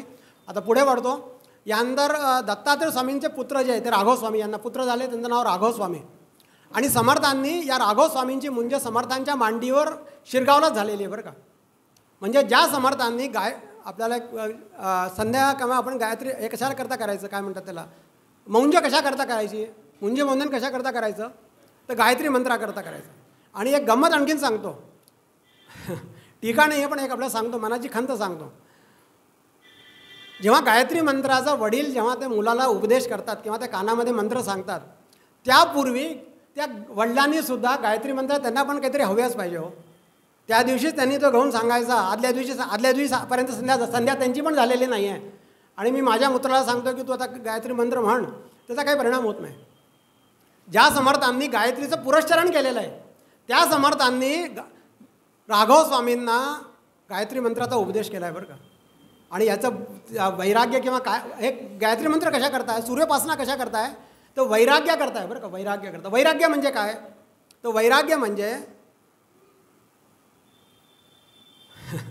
वैराग्य म्हणजे फक्त आणि फक्त भगवंताचं चिंतन आणि माझ्या आणि भगवंताच्या आड येणाऱ्या कुठल्याही गोष्टीला मी कुठल्याही गोष्टीशी आकृष्ट होऊ नये, याला वैराग्य असं म्हणतात. तर अशा वैराग्य संपन्न म्हणजे राघव स्वामी आहेत. एक छोटीशी गोष्ट सांगतो. एकदा छाऊ छत्रपती म्हणजे छत्रपतींनंतर त्यांचे जे वारस होते ते छत्रपती शिरगावला मठ पाहणी करता आले. आणि आल्यानंतर त्यांनी सगळं बघितलं. त्यांना कळलं की राघव स्वामी अन्नसंतर्पण खूप करतात आणि मठाला एवढी उत्पन्न नाही आहे, पण एवढं कार्य म्हणून राहिलं आहे, म्हणून त्यांना असं वाटलं आणि ते 2 गावाची सनद लिहून आणली त्यांनी. आणि आल्यानंतर त्यांनी ते अर्पण केले, नमस्कार केला राघव स्वामींना, अर्पण केले. हे काय महाराज, काही नाही, आपण आता एवढा आपला खर्च चालला आहे, रघुपतीच्या नैवेद्याकरता मी थोडी व्यवस्था केली आहे, 2 गावांची सनद बरं का. त्या राघव स्वामी काय उत्तर देतात, आपलं म्हणणं बरोबर आहे, पण समर्थांनी आम्हाला 205 मनाच्या श्लोकाच्या रूपानं 205 गावांची सनद दिलेली आहे, अगोदरच करून ठेवलेली आहे. ऐका बरं का. त्यापैकी एक श्लोक आम्ही जर एका घरावर कुठे जाऊन घराच्या बाहेर जाऊन उभे राहिलो तर आम्हाला 2 मुष्टी धान्य 1 मुष्टी धान्य 2 मुष्टी धान्य सहज मिळतं. 5 ठिकाणी गेलो की आमचं होतं. तर रघुपती नैवेद्याची व्यवस्था आहे, ती 5 गावं आम्हाला सांभाळता येत नाही आहेत. आता महाराज हे सांगाय 2 गावं मी कुठे सांभाळू आपले, आणि म्हणून त्यांनी विनम्रतेने ती गावं त्यांना परत केली आहे. हे वैराग्याचं चिन्ह आहे बरं का. हे राघव स्वामी झाले. आणि राघव स्वामी समर्थांच्या नंतर सगळ्यात शेवटचे मठपती किंवा रामदासी समर्थांना बघितलेलेच म्हणून सगळ्यात वयोवृद्ध हेच होते बरं. 82व्या वर्षी यांनी देह ठेवला. त्यानंतर यांना यशवंत स्वामी झाले पुत्र. आता एक आणखीन सांगतो, या परंपरेचं वैशिष्ट्य असं आहे की गुरु नुसते पुत्र नाही आहेत, ते म्हणजे पुत्र तर आहेतच, पण पुत्र आणि शिष्य अशी परंपरा आहे. म्हणजे वडीलच सद्गुरू आहेत अशी ती परंपरा म्हणजे चालत आलेली आहे बरं का, की पुत्र आणि शिष्य दोन्ही येते. तर राघव स्वामी दत्तात्रय स्वामींचे पुत्र पण आहे आणि शिष्य पण आहेत. यशवंत स्वामी दत्तात्रय स्वामींचे पुत्र पण आहे, क्षमा करा, राघव स्वामींचे पुत्र पण आहे आणि शिष्य पण आहेत. आणि या यशवंत स्वामींना यांनी मनोबोधाची आरती केली आहे. फक्त एवढंच सांगतो, कारण आपल्याकडे काय झालं आहे, प्रत्येकाचं वेगळं खूप भरपूर चरित्र आहे, पण एक 8 लोकांचे किमान चरित्रापैकी थोडं तरी लोकांसमोर यावं अशी एक इच्छा आहे. मला एक इंग्लिश कविता आठवते बरं का, मराठी व्याख्यानमाला आहे पण एक थोडीशी मला काही इंग्लिशचा फारसा व्यासंग नाही आहे, पण आठवते. बहुतेक रॉबर्ट फॉस्ट म्हणून तो कवी असावा. The woods are lovely dark and deep, तो म्हणतोय. जंगलातनं चाललेल्या संध्याकाळची वेळ आहे आणि तो त्या प्रसन्नतेने, त्या निसर्गाच्या प्रसन्नतेने तो भारावून गेलेला आहे. पण तो काय म्हणतो, the woods are lovely dark and deep but I have decided to keep and miles to go before I sleep and miles to go before I sleep. मला इथे थांबता येणार नाही. चांगलं आहे, असं प्रत्येक चरित्रानं आपल्याकडे आकृष्ट करतं आहे. पण कुठे कुठे काही काही सोडून आपल्याला पुढे जायचं आहे. तर पुढे मी वळतो. राघव स्वामींनंतर यशवंत स्वामी आणि यशवंत स्वामीनंतर लक्ष्मण स्वामी. आता हे एक थोडंसं एक लोकोत्तर चरित्र झालेलं आहे बरं का. आणि यांचं महत्त्व मी ह्याकरता सांगतो आहे की ग्वाल्हेर मठाची जी मुहूर्त वेळ आहे ते घालणारे म्हणजे लक्ष्मण स्वामी आहेत. आता थोडंसं आपण लक्ष द्या, सद्गुरू कृपेचा काय परिणाम होतो, म्हणजे घराण्यावरती कृपा झाल्यानंतर काय होतं. लक्ष्मण आप्पा यांचं नाव ह्यांना लक्ष्मण आप्पा असं म्हणतात. लक्ष्मण आप्पा असं त्यांचं नाव आहे. आणि लहानपणी अतिशय अडाणी आहेत. यांना लिहिता वाचता येतच नाही. शाळेचा काही संस्कार नाही आहे, अक्षरांचा कुठला काही संस्कारच नाही आहे. आणि घरातली गुरेढोरे राखायची, झाडू लोटणं कामं करायचं, भांडी घासणं वगैरे वगैरे असे कामं हे करायचे. आणि एका दिवशी, एका कुळधर्माच्या दिवशी पुरणपोळी केलेली आहे आणि त्या पुरणपोळीवर गरमागरम तिने भावजेकडनं तूप मागितलं. आणि भावदे आधीच खवळलेली होती. एक तर तुम्ही काम करत नाही, काही करत नाही, आणि आता पुरणाच्या पोळीवर तूप पण पाहिजे का तुम्हाला. माणसाने आधी कमवावं मग मागावं. आणि वडील पंक्तीत बसलेले आहेत, आणखीन बंधू बसलेले आहेत, कोणीच काही बोललं नाही. आणि यांना ती मनात लागली. आणि रात्री वडिलांना नमस्कार केला आणि मध्यरात्री घर सोडून निघाले. तो साताऱ्याजवळ आले. तिथे एक वकिलाकडे यांनी काम करायला सुरुवात केली. हेच काम, सगळं काम काही येतच नव्हतं, हे सगळं काम करायचं. आणि एक दुपारच्या वेळेला कुणी त्यांच्याकडे आलेलं असताना यांनी पाणी घेऊन बाहेर आले ते. आणि त्यांनी यांचे नजरानजर झाली. ह्यांना माहीत नाही, हे चालले गेले. आणि त्यांचा जो संवाद यांनी ऐकला, ते म्हणाले की अहो तुम्हाला माहीत आहे का, हा मुलगा कुठल्या घरचा आहे म्हणून, फार मोठ्या परंपरेतला आहे म्हणून. हा काय करतो. तेव्हा काही नाही, मला माहीत नाही, मी याला असंच काम. नाही नाही, तुम्ही हे काम सांगू नका बरं, याचं वडील फार मोठे हे आहेत. ही गोष्ट हे आतून ऐकतात. आणि यांना लक्षात येतं. ते लगेच सांगतात यांना की लक्ष्मणा, आता आजपासून तू आता आमच्याबरोबर राहा. आता पुष्कळ कामं केली, काही कामाची गरज नाही, आता आम्ही राहतो की नाही, आता राहू दे, आपण दुसऱ्याकडे बघूया. यांना लक्षात येतं की माझी ओळख जी आहे ते माझ्या वडिलांमुळे पटलेली आहे. पण माझ्या जीवनात असं काही घडेल का की माझी ओळख माझ्या स्वतःच्याच ह्यानी घडेल म्हणून, पटेल म्हणून.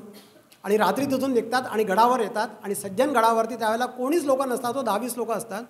अशा ह्याच्यामध्ये काय म्हणतात, सगळी सांडकामं यांनी करावी. झाडलोट करावी, भांडी घासावी, चुलीचं पोतेरं वगैरे करावं. आणि रात्र झाल्यानंतर त्या समाधीपाशी येऊन बसावं. जेव्हा निजानीज झाल्यानंतर त्या समाईच्या प्रकाशामध्ये दासबोध उघडावा.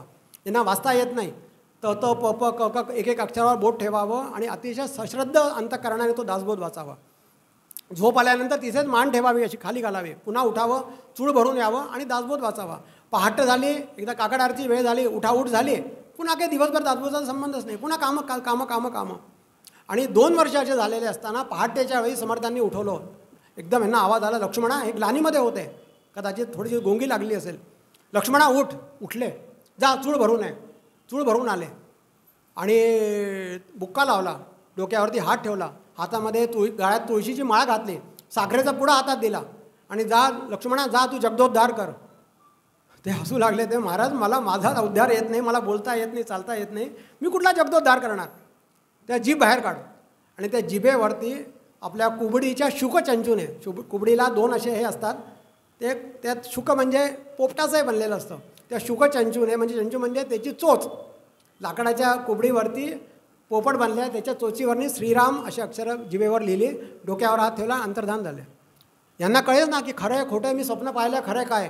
त्यावेळेला हनुमंत स्वामी गडावर होत्या, संस्थानाधिकारी त्यांच्या आईसाहेब होत्या. ते म्हणाले, अरे खरं आहे लक्ष्मणा, इथे आहे कोण रे, तू भाग्यवान आहेस. ते चेहऱ्यावरचं तेज बघताना त्यांना लक्षात आलं की समर्थांचा साक्षात्कार झाला यांना. एक आणखीन सांगतो, या घराण्यावरती समर्थांची मोठी कृपा आहे हो. समर्थांनी कल्याण स्वामींना सुद्धा म्हणजे ध्येय ठेवल्यानंतर समाधीतून दर्शन दिलेलं आहे. आणि दुसरं दर्शन म्हणजे त्यांच्याच पंतूंना म्हणायला हरकत नाही, लक्ष्मण स्वामींना प्रत्यक्ष दर्शन दिलेलं आहे. आणि हे समर्थांनी ते तिथे त्यांनी पंक्तीला बसवून घेतलं. संध्याकाळी त्यांनी दर्शन घेतलं समाधीचं आणि गड सोडला. खाली आल्याबरोबर त्यांनी पहिलं कीर्तन, तिथलं गाव आहे खालचं गाव, त्या गावात पहिलं कीर्तन केलं. आणि आ सेतू हिमाचल कीर्तनाच्या माध्यमातून त्यांनी प्रचार प्रसार सुरू केला. आपल्याला आश्चर्य वाटेल, जो निस्पृहपणा आहे, काहीही मागणं नाही, इतकं करत असतानासुद्धा एका कीर्तनकाराचा किंवा समर्थ कृपेचा काय परिणाम होऊ शकतो. आपण थोडंसं सांसारिकदृष्ट्या बघूया. तर जेव्हा हे 2 वर्षानंतर परत आले तेव्हा 9 उंट मावेल एवढं यांच्याजवळ हे होतं, सोनं चांदी वगैरे काय लोकांनी दिलं असेल ते भारावून, बरं का, मागणं काही नाही. ते सगळं द्रव्य त्यांनी समाधीवर अर्पण केलं.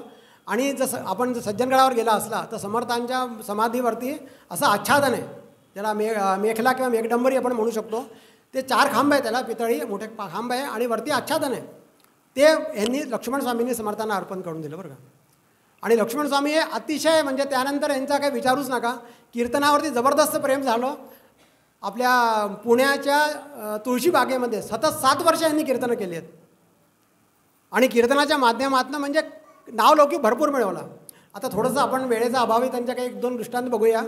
बापरे, 7:50 व्हायला.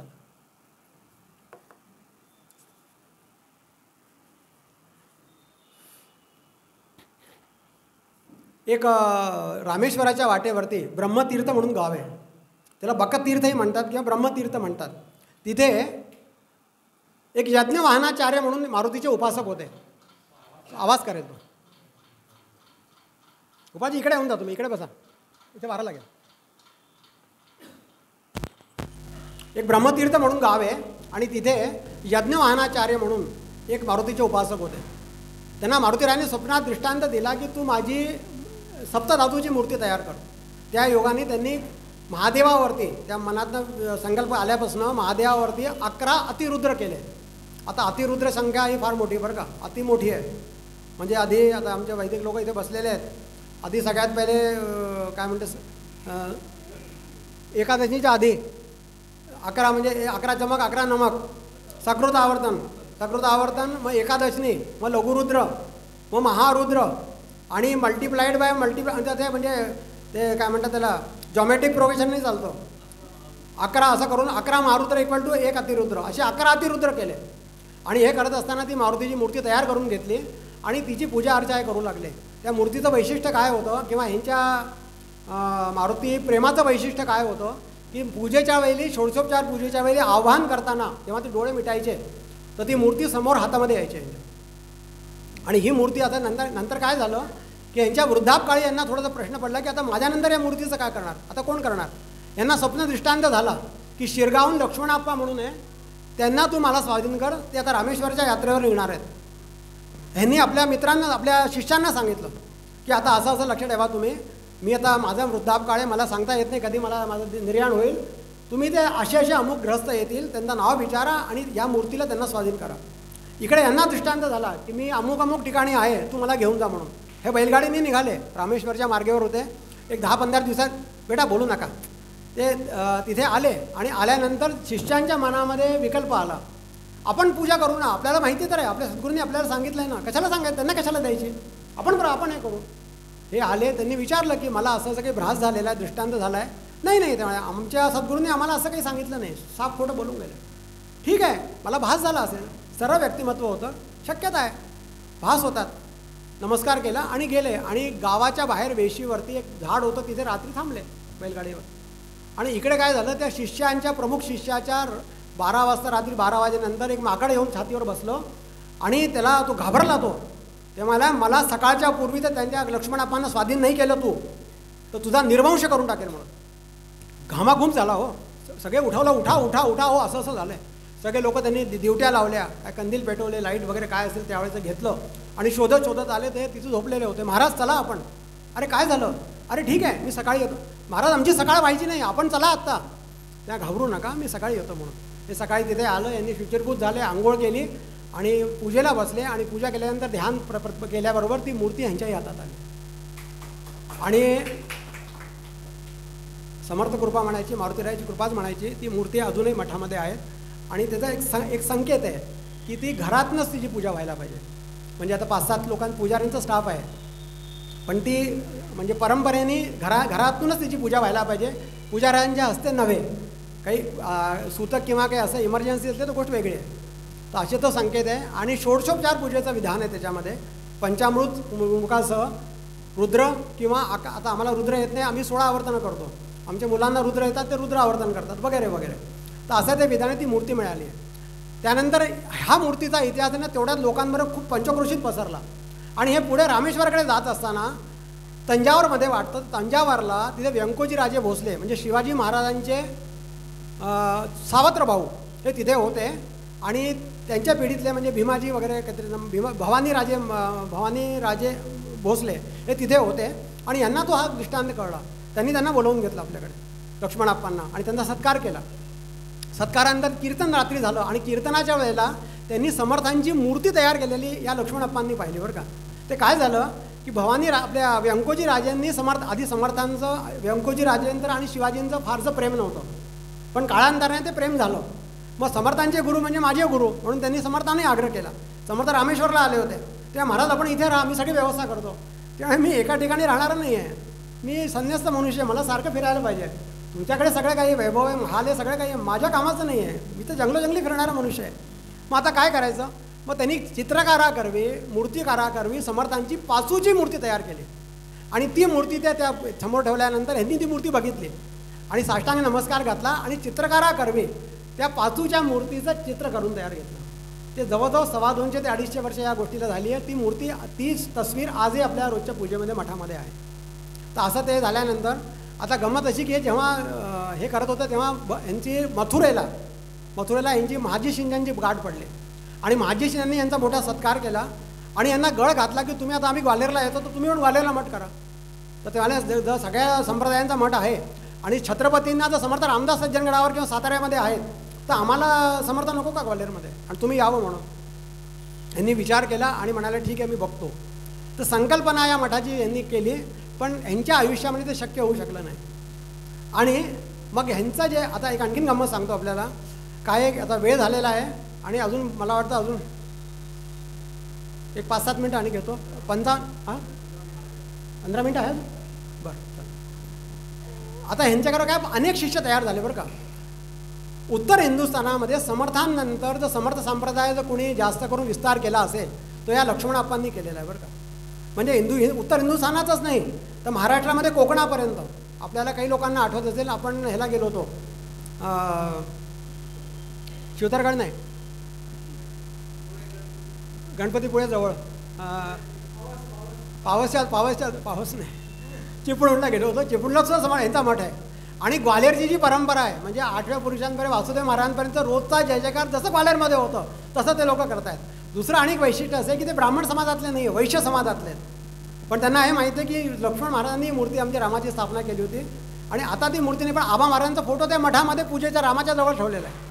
तर अशा यांनी अनेक ठिकाणी विस्तार केले. यांचे उपमठही झाले. म्हणजे अनेक मठपतींनी स्वतंत्र वेगळे असे खूप विस्तार केला आणि ग्वाल्हेरचा मठ यांच्या कृपेतनं झाला. आणि एक महत्त्वाचा मुद्दा असा, एक गंमतदार गोष्ट आहे. यांचे 7 शिष्य होते बरं का. 5-7 शिष्यापैकी 7 शिष्य प्रमुख होते. त्यात एक राजाराम होते, एक परशुराम होते. परशुराम म्हणजे हे राजवाडे घराण्यातले ग्वाल्हेरचे होते बरं का. म्हणजे रजवाडेकर यांचं नाव येतं आणि पुण्याची मूळ फॅमिली आहे, पण तिकडनं इथे आल्यामुळे रजवाडेकर म्हणजे राजवाडे होते. आणि यांच्या लक्ष्मण महाराजांचे प्रमुख शिष्य म्हणायला हरकत नाही. त्यांचं स्वतंत्र मंदिर ग्वाल्हेरमध्ये आहे बरं का. स्वतंत्र मठामध्ये पांढऱ्या मूर्तीचं जे मंदिर आहे त्यांचं स्मारक मंदिर आहे इथे. तर असे परशुराम महाराज करून 7 मुलं यांचे शिष्य सद्गुरूच्या आज्ञेवरनं पंढरपूरला गेले आणि पंढरपूरला यांनी काही ते अनुष्ठान आरंभलं. 18-19 वर्षाचे वय आहे, तरणे बांड आहेत आणि ब्रह्मचर्याचं तेज अंगी झळकून राहिलं आहे. आणि अशा वेळी काय झालं की यांनी काय करायचं, दिवसभर आपलं अनुष्ठान करायचं आणि जेवणाच्या वेळेला कोणी आणून दिलं तर ठीक आहे, मागायचं नाही, भिक्षा पण मागायची नाही. आणि 7 दिवस झाले कोणी बोलायला तयार नाही, सगळ्यांनी मौन पाळलेलं आणि उपाशी होते. आणि इकडे काय झालं आपल्याला एक मोठी थोडं ऐका आपण लक्ष देण्यासारखं आहे. धर्मसिंधुकार बाबा पाध्ये म्हणून फार मोठे झाले बरं का. निर्णय सिंधू, धर्मसिंधू आमचे महत्त्वाचे ग्रंथ आहेत. या निर्णय सिंधुकार म्हणजे बाबा पाध्ये म्हणून मोठे सद्गुरू पंढरपूरला झालेत. ते पांडुरंगाचे निस्सीम भक्त होते. दिवसातनं 3 वेळा त्यांना पांडुरंगाचं दर्शन व्हायचं असा उल्लेख येतो. हे तिथे अन्नछत्र चालवत असत. आणि त्यांचं असं होतं की म्हणजे पंढरपुरामध्ये माझ्या विठ्ठलाच्या ठिकाणी दर्शनाला करता आलेला कोणीही उपाशी राहता कामा नये. आणि असं झाल्यानंतर 7व्या दिवशी पांडुरंगांनी रात्री यांना स्वप्न दृष्टांत दिला, तू मार अन्नछत्र घालतोय, मी 7 दिवसापासून उपाशी आहे म्हणून. हे डोळ्यातनं पाणी आलं. काय महाराज काय म्हणताय आपण? अरे माझे 7 पोरं तिथे बसलेली आहेत, 7 दिवसापासून ते उपाशी आहेत आणि तुला लक्ष घ्यायला नको म्हणून. मी बघतो आणि सकाळी यांनी दवंडी पेटवली पाहिलं वगैरे, ते साथी लोक कोणी बोलायला तयार नाही आणि मग यांना जबरदस्त त्यांनी देऊ घातलं. म्हणजे आपल्याला काय सांगायचं आहे, सद्गुरूच्या आज्ञेवरनं यांनी ते करावं. वास्तविक पांडुरंग, आता रामाचे असं म्हणाल तर आपण तर रामाचे शिष्य आहेत, पांडुरंगांचा कुठे संबंध आला, त्यांनी कशाला यावं, तर रामराय बघतील ना त्यांना. पण हेच गंमत आहे, म्हणजे परमार्थातली गंमत आहे, असं नसतं. आणि आता हे जे ह्या परशुराम महाराजांनी लक्ष्मण महाराजांचा और्धदेय केलं बरं का. त्यांचं ते निर्वर्तले शेगाव ग्रामी, त्यांची समाधी तिथे आहे. म्हणजे दत्तात्रय, राघव, यशवंत आणि लक्ष्मण या चौघांची समाधी शिरगाव मठामध्ये आहे. आणि एक गंमत अशी की यापूर्वी यांना 2 महिन्याचा मुलगा झाला, त्यांचं नाव म्हणजे मनोहर, म्हणजे हेच आमचे आबा महाराज ग्वाल्हेरचे. फक्त 2 महिने 2.5 महिन्याचे असताना वडील निर्वर्तले. आणि गंमत आपल्याला अशी की त्यांचा और्धदेयिक जे आहे ते परशुराम महाराजांनी केलं बरं, या राजवाड्यांनी केलं. आणि त्यानंतर आणखीन शिष्यांनी एक उज्जैनला, म्हणजे परशुराम राजाराम म्हणून होते, त्यांनी उज्जैनचा मठ बांधला, आपला विदिशाचा मठ बांधला. एक लक्ष्मण, यांचे पण लक्ष्मण म्हणजे गुरु लक्ष्मण, शिष्य लक्ष्मण, ते लक्ष्मणांनी बडोद्याचा मठ बांधला. अनेक लोक बडोद्याला गेले असतील तर तिथे पण आपली स्पर्धा शिरगावकर आडनावच लावतात. वास्तविक ते आम्ही कौशिक गोत्र, देशस्थ ब्राह्मण, ते कराडे ब्राह्मण, पण ते पूर्वी पद्धत होती की सद्गुरूंचं आडनाव लावायचं, म्हणून ते शिरगावकर ते त्यांचं आडनाव वेगळं आहे, घळसासी की वगैरे असो, तर ते आडनाव लावतात. तर तो मठसुद्धा या ग्वाल्हेर परंपरेचा आहे असे. आणि यानंतर काय झालं की 16 वर्षापर्यंत, म्हणजे आता ग्वाल्हेरचा जो मठ बांधला गेला आहे तो 1640च्या सुमारास, 35-40च्या सुमारास बांधले गेलेला आहे. आणि परशुराम महाराजांनी हा आपल्या सद्गुरूंच्या सांगण्यावरनं बांधला आहे बरं का. लक्ष्मण महाराज निर्वर्तले आहेत, ते सांगून गेले की आपल्याला ग्वाल्हेरला मठ करायचा आहे. आबा महाराज 2 महिन्याचे आहे, फक्त शक्यच नाही आहे. मग त्यांना ते इथे आले आणि त्यांचे शिष्य जिवाजी बापू शिरढोणकर म्हणून आहेत, ते जिन्सीवाले म्हणून प्रसिद्ध आहे. जिन्सीमध्ये त्यांचं, जिन्सी म्हणजे दारू गोळ्याचा कारखाना आहे. आता जो डाळ बाजार आहे तिथे बोळीचं वन होतं, ते वनाची जागा त्यांना मिळाली, ती स्वच्छ केली, तिथे मारुतीरायाची मोठी मूर्ती स्थापना केली आणि तो मठ बांधला. आणि तो मठ बांधायचं श्रेय जे आहे ते परशुराम महाराज राजवाड्यांना आहे. आणि स्वारी, आता एक आपल्याला सांगतो, ही मारुतीरायाची मूर्ती जी आहे ना, हे आमच्या इथे स्वारी म्हणायचं संकेत आहे बरं का. आम्ही मारुतीराय म्हणत नाही, त्यांना स्वारी असं संबोधन करायचं पद्धत आहे.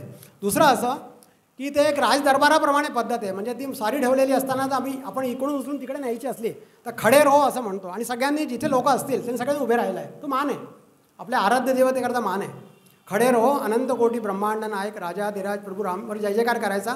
मग ती एका ठिकाणी दुसऱ्या ठिकाणी करायची. पुन्हा तिकडनं पलंगावर जाईल, शयन होतं, शयनाच्या वेळेला प्रत्येक वेळा जय जयकार करून आणि असं दरबारी करायचे असो.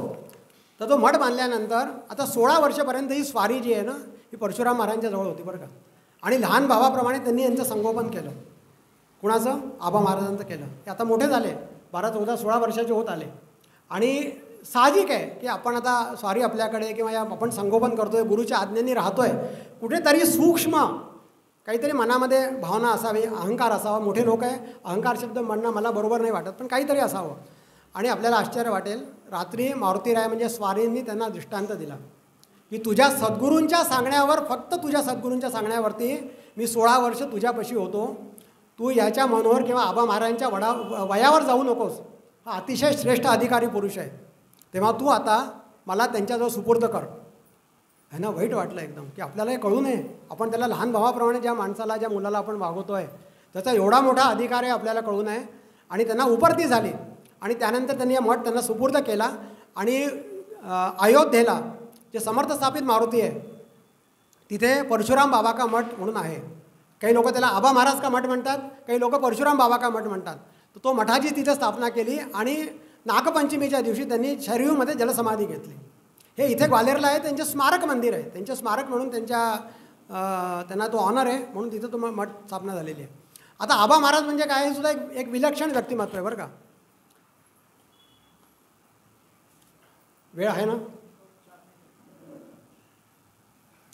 आबा महाराज म्हणजे एक विलक्षण व्यक्तिमत्व आहे बरं का.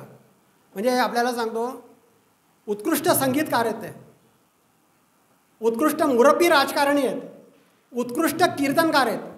त्यांचं वर्णन असं अद्भुत येतं, म्हणजे एका ह्याच्या दुसऱ्याचा काही मेलच नाही असं ते आहे. आणि यांनी ग्वाल्हेरच्या मठाची, म्हणजे शिंदे घराण्याची यांचे खूप जवळचे संबंध होते. दयाजीराव महाराज, दौलतराव महाराज, म्हणजे यांनी पुत्रवत त्या लोकांनी केलं आणि त्यांचं संगोपन केलं, यांना सगळ्यांना हे केलं. आणि महत्त्वाची गोष्ट म्हणजे अशी की हस्सू खा अद्दू खा वगैरे ही जी मंडळी होती, बडी बडी मंडळी, ही त्यावेळेला मठामध्ये झुल्याची जे एकादशी म्हणून उत्सव सुरू केला त्याच्यामध्ये 7-7 दिवस 8-8 दिवस गायनाकरता असायचे. आणि मठांची काय संकल्पना आहे, मठांचं भूमिका काय, आता यांनी सांगितलं आमच्या भाऊसाहेबांनी, आता भाऊसाहेब नाव लक्षात आलं. मठांची काय संकल्पना आहे, तर मठ म्हणजे फक्त भजना पूजना करतायत का, नुसतं झांझाट आणि ढोल मजिरे वाजवायचे काय, तर असं नाही आहे. भजनाचा समर्थांनी जो उल्लेख केला आहे, कोणी भेटो एक धड अथवा महार, कोणी भेटो थेट महार त्याचे राखावे अंतर. आमच्या संपर्कामध्ये येणारं प्रत्येक माणसाचा अंतर्मन आम्ही ओळखलं पाहिजे, त्याच्याशी त्या पद्धतीने वागणूक केली पाहिजे, त्याला त्या पद्धतीने सपोर्ट केला पाहिजे, त्याची मदत केली पाहिजे, हे भजनाचा अर्थ आहे. आपल्याला एक आणखी सांगतो, एकदा नथुका म्हणून इथे मोठे गवाई होते, हस्सुका, अद्दुका आणि नथुका पण मोठे हे होते बरं का, द्रुपदी होते, द्रुपद गाणारे होते. ते आबा महाराजांकडे आले आणि ते म्हणाले, हा कुदव म्हणून एक होता, बाहेरून गावाहून आलेला होता, पखवाजिया होता, आणि त्याला आपण जर सांगाल आपले संबंध महाराजांशी आहे, राजघराण्याशी आहे, तर आपण जर सांगाल त्याला नोकरी लागेल, त्या हरकत नाही, थांबा. धुल्याच्या एकादशीच्या दिवशी राजे इथे म्हणजे दौलतराव राजे बसलेले आहेत आणि मैफल रंगामध्ये आलेली आहे, हस्सुका गाऊन झालेले आहेत आणि नथुका गायला बसले आणि ते म्हणाले थांबा, आता आमचे नेहमीचे पखवाजी न वाजवता हा कुदव म्हणून नवीन मुलगा हा आला आहे, हा वाजवेल म्हणून.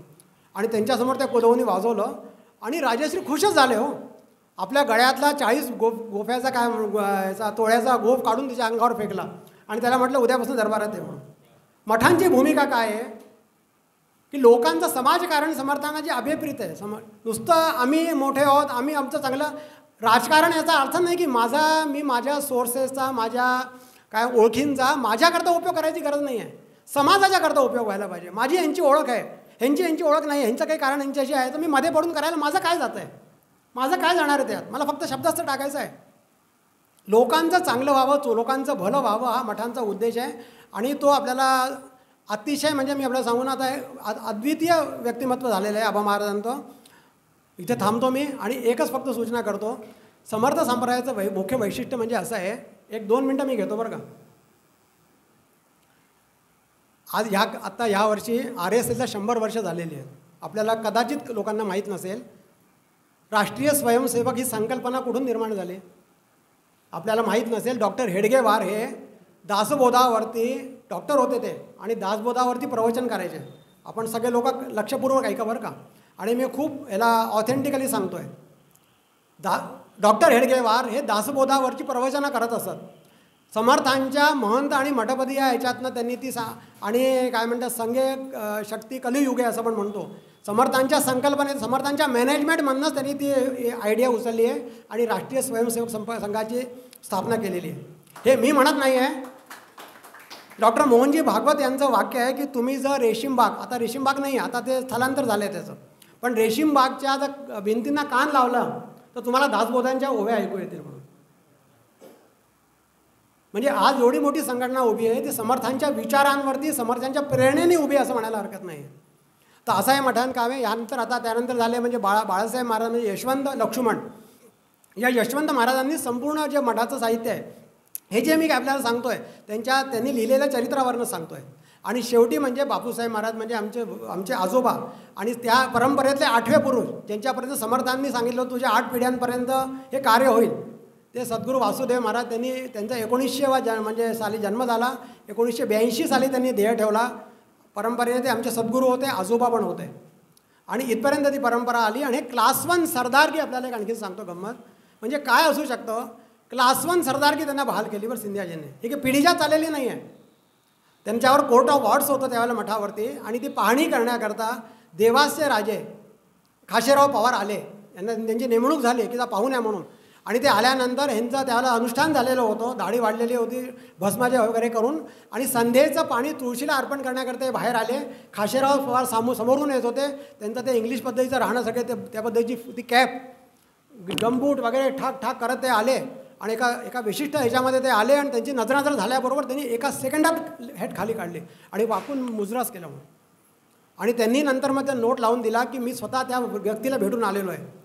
माझा जो आत्तापर्यंतचा अनुभव सांगतो, मी त्यांना 5-10 मिनटं जे भेटलो आहे ते व्यक्ती अशी नाहीच आहे, काही तुम्ही सगळं रद्द करा. आणि मग त्यांना तो पस्तावा झाला शिंदे सरकारनं की कोर्ट ऑफ वॉर्ड्स पण यांच्यावर लावलं आणि त्याच्यातनं त्यांनी मग ती क्लास 1 आता त्याच्यातनं कसं प्रायश्चित्त घ्यायचं, मग क्लास 1 सरदारकी महाराजांना बहाल केले. म्हणजे एकच. आणि तुम्हाला सांगतो सरदारकी जी गेली ते आध्यात्मिक पुरुषच होते. आपल्याला सांगतो इथे एक पाटणकर घराणं आहे. विठोबा महाराज आपल्याला माहिती आहे का? विठोबा महाराज दामले या मठा इथले जवळपासचे राहणार आहेत बरं का. ते अतिशय मोठे हे काय म्हणतात त्याला सत्पुरुष आहेत. कोटेश्वर महाराज म्हणायचे त्यांना. आपल्याला माहिती आहे कोणाला? दामले घराणं जवळपासच कुठलं राहणार आहे? हां इथे आहे. करेक्ट, अगदी खरं. त्यांची समाधी आहे. कोटेश्वर महाराज, त्यांना कोटेश्वर महाराज म्हणायचे. आणि अतिशय मोठे सत्पुरुष होते. वायुगमन करायचे. म्हणजे आदल्या काळात अलीकडच्या काळामध्ये ग्वाल्हेरमध्ये एवढा मोठा सत्पुरुष नव्हता. ते महाराजांना मानत असत. महाराज वयाने खूप लहान होते. ते भिक्षेला जायचे तर त्यांना बसवायचे. त्यावेळेला तिथे काही नव्हतं, दगड असायचा. ते महाराजांना दगडावर बसवायचे वरती आणि स्वतः खाली बसायचे. महाराज संकोचायचे. अरे महाराज नाही नाही, आज तुमचा मान आहे. आणि त्यांनी महाराजांना खूप गाईड केलं. महाराजांजवळ अनेक लोक येत असत. तुम्ही असं करा, हे होऊन जाईल, आम्हाला ही व्याधी आहे ती व्याधी आहे. महाराज सांगायचे असं करा तसं करा. ते होत असे. विठोबा महाराजांनी महाराजांना सांगितलं की महाराज मी आपल्याला एक गोष्ट सांगतो, आम्ही या फंदात पडलेलो आहोत. आपण सत्पुरुष आहात, आपण या फंदात पडू नये म्हणून. मी आजोबांचं म्हणजे महाराजांचं मला स्वतः त्यांनी सांगितलं की असं कानाला हात लावला मी. आणि त्यानंतर मी कधी भानगडीत पडलो नाही. लोकांना सांगायचं तुम्ही आता अनुष्ठानं करा वगैरे वगैरे, पण असं हे केला की हे होईल हे करा असं कधी सांगितलं नाही. आणि त्या विठोबा महाराजांनंतर हे पाटणकर सरदार पाटणकर घराणं जे आहे हे संपूर्ण त्यांचं आश्रित होतं, त्यांचं अनुग्रहित होतं. आणि यांना प्रश्न पडला की आता आपल्यानंतर कोण? तेव्हा त्यांनी बोर्ड दाखवलं की तुम्ही वासुदेव महाराजांकडे जा. यांना बापूसाहेब किंवा वासुदेव महाराज म्हणायचे. आणि ते घराणं आजपर्यंत त्यांचं म्हणजे महाराजांचं हे करतं. क्लास 1 म्हणजे आपल्याला सांगतो कलेक्टर होते सूर्याजीराव पाटणकर. त्यांनी महाराजांचं अष्टक तयार केलेलं आहे. एक 2-3 ओळी सांगतो, मी थांबतो इथे. साक्षात प्रभाकर दुजा. कोण सांगते? IAS ऑफिसर सांगतो बरं का. शिष्य नाही आहे नुसता, भोळा बाबडा नाही आहे तो. लक्ष ठेवा. आपण भोळ्या बाबड्या आपण काही पण म्हणतो. IAS होते, त्या काळाचे IAS होते. सो कॉल्ड म्हणजे त्यावेळेला जे काही पदवी असेल ते. साक्षात प्रभाकर दुजा सपवित्र कांती, जो शारदेंदू परी वर्षत पूर्ण शांती, जो नामदेव परी कीर्तनी दंग झाला, त्या वासुदेव गुरुच्या नमितो पदाला. श्रीरामरंगी असता बहु जो सुखावे, श्रीरामरंगी असता बहु जो सुखावे, श्री मारुती चरण जो नित्य सेवी भावे, श्री रामदास चरणांबुज भृंग झाला. ज्यांनी नित्य म्हणजे काय करावं तर भगवंताच्या समर्थांच्या चरणांचा सतत त्यांनी जो ध्यास घेतला, श्री रामदास चरणांबुज भृंग झाला, त्या वासुदेव गुरुच्या नमितो पदाला. तर असं हे महाराजांचं हे होतं, व्यक्तिमत्व होतं. अतिशय साधे. क्लास 1 सरदार होते. मी आपल्याला सांगतो, मी सगळं ते बघितलेलं आहे. मोठे मोठे सरदार लोक आंग्रे साहेबांचे सरदार आंग्रे साहेबांसारख्यांचा आता उल्लेख करू नये पण करतो. क्लास 1 सरदार होते ते. दोघेही सम कॅडरचे, महालामध्ये बरोबर बसणारे. पण आमच्या वाड्यामध्ये लग्न झाले असताना सरदार आंग्रे साहेब आले, त्यावेळी वाड्यावरती असं खाली मातीमध्ये धूळ होती. त्या धुळीमध्ये त्यांनी पायावर डोकं महाराजांच्या ठेवलेलं मी स्वतः पाहिलेलं आहे. आदर होता. आपल्याबरोबर असले तरी सत्पुरुष आहेत ते. मोठे मोठे सरदार लोक 4-4 तास येऊन तिथे बसत असतात. काय गोष्टी करतात त्यांना माहिती आहे.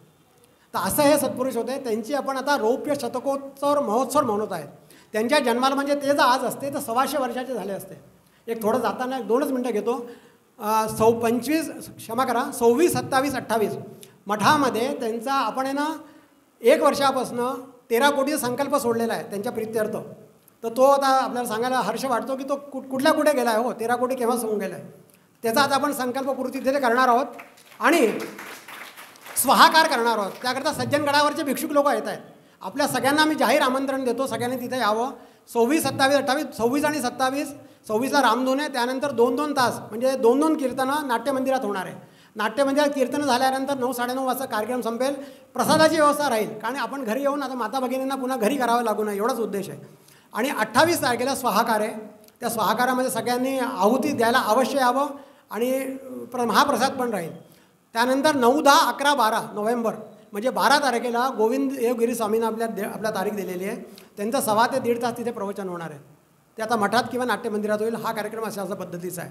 आणखीन मोठे 2-3 सत्पुरुष आहे, सगळे वेगवेगळे सत्पुरुष आहे, खूप चांगल्या लेवलचे आहेत. त्यांचं 1.25 ते 1.5 तास रोज प्रवचन राहील. तो हिंदीमध्ये सत्र राहील ते.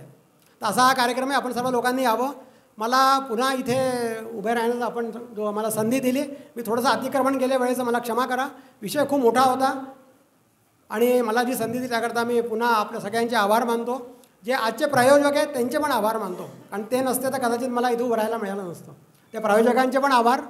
आणि पुन्हा एकदा आपण सगळ्यांनी शांतपणाने मला अगदी मराठी सांगायचं म्हणजे झेललं, त्याकरता आपले सगळ्यांचे आभार. जय जय रघुवीर समर्थ.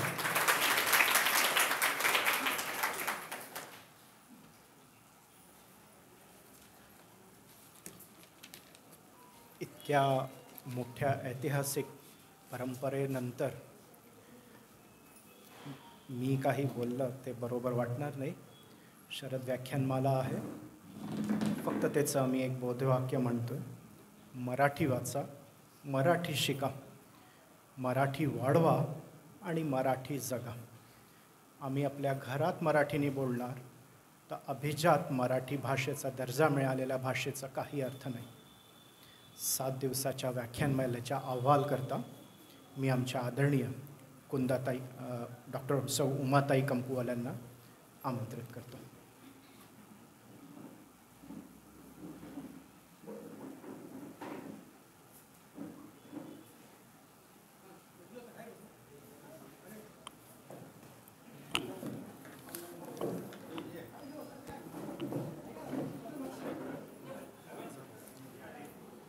दत्त महाराजांच्या चरणी सादर नमन. सगळ्या श्रोत्यांना माझा नमस्कार.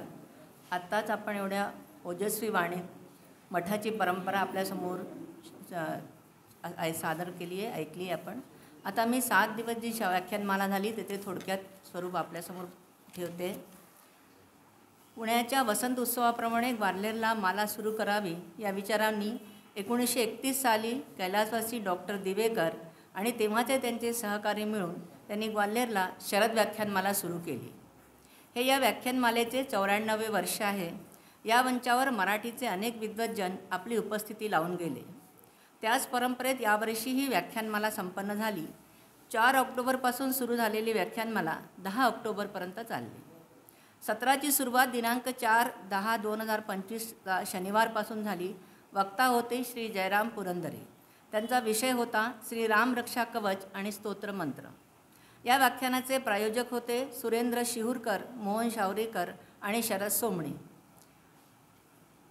रामरक्षेच्या 3ऱ्या श्लोकात सुरुवातीला रामरक्षेची फलश्रुती सांगितली आहे आणि त्यानंतर शिरोमे राघव पातू ते पातू रामो अखिलम वपू या 9व्या श्लोकापर्यंत मानवी शरीराच्या 31 अवयांचे वर्णन केले आहे असे त्यांनी, आणि त्या प्रत्येक अवयामध्ये रामरायाची कृपा कशी आहे याचे महत्त्व त्यांनी विशद केले.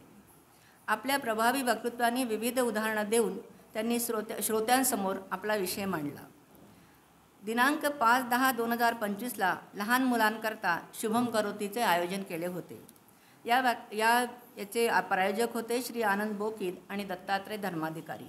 यात एकंदर 15 बालमित्रांनी भाग घेतला.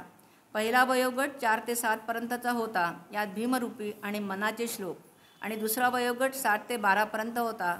यात मनाचे श्लोक आणि मराठी कविता होती, ऐकवायची होती. 4 ते 7 वयोगटात प्रथम क्रमांक काशवी भालेराव, दुसरा आदिती मुसळगावकर आणि तिसरा गौरवी कलाजंग यांना त्यांचा आलेला आहे. 7 ते 12 वयोगटात प्रथम क्रमांक हेमांगी राजे करकरे, दुसरा विभू मुसळगावकर आणि तिसरा व्यंकटेश नाशिदकर यांचा होता. यात आयुषी शाक्य हिला प्रोत्साहन पुरस्कार देण्यात आला. या कार्यक्रमाचे निर्णायक सौ ज्योती नाटेकर आणि सौ अर्चना गोरे या होत्या. तिसरे व्याख्यान 6/10/2025 युवा वक्तृत्वांचे होते. यात 2 वक्ता आमंत्रित होते.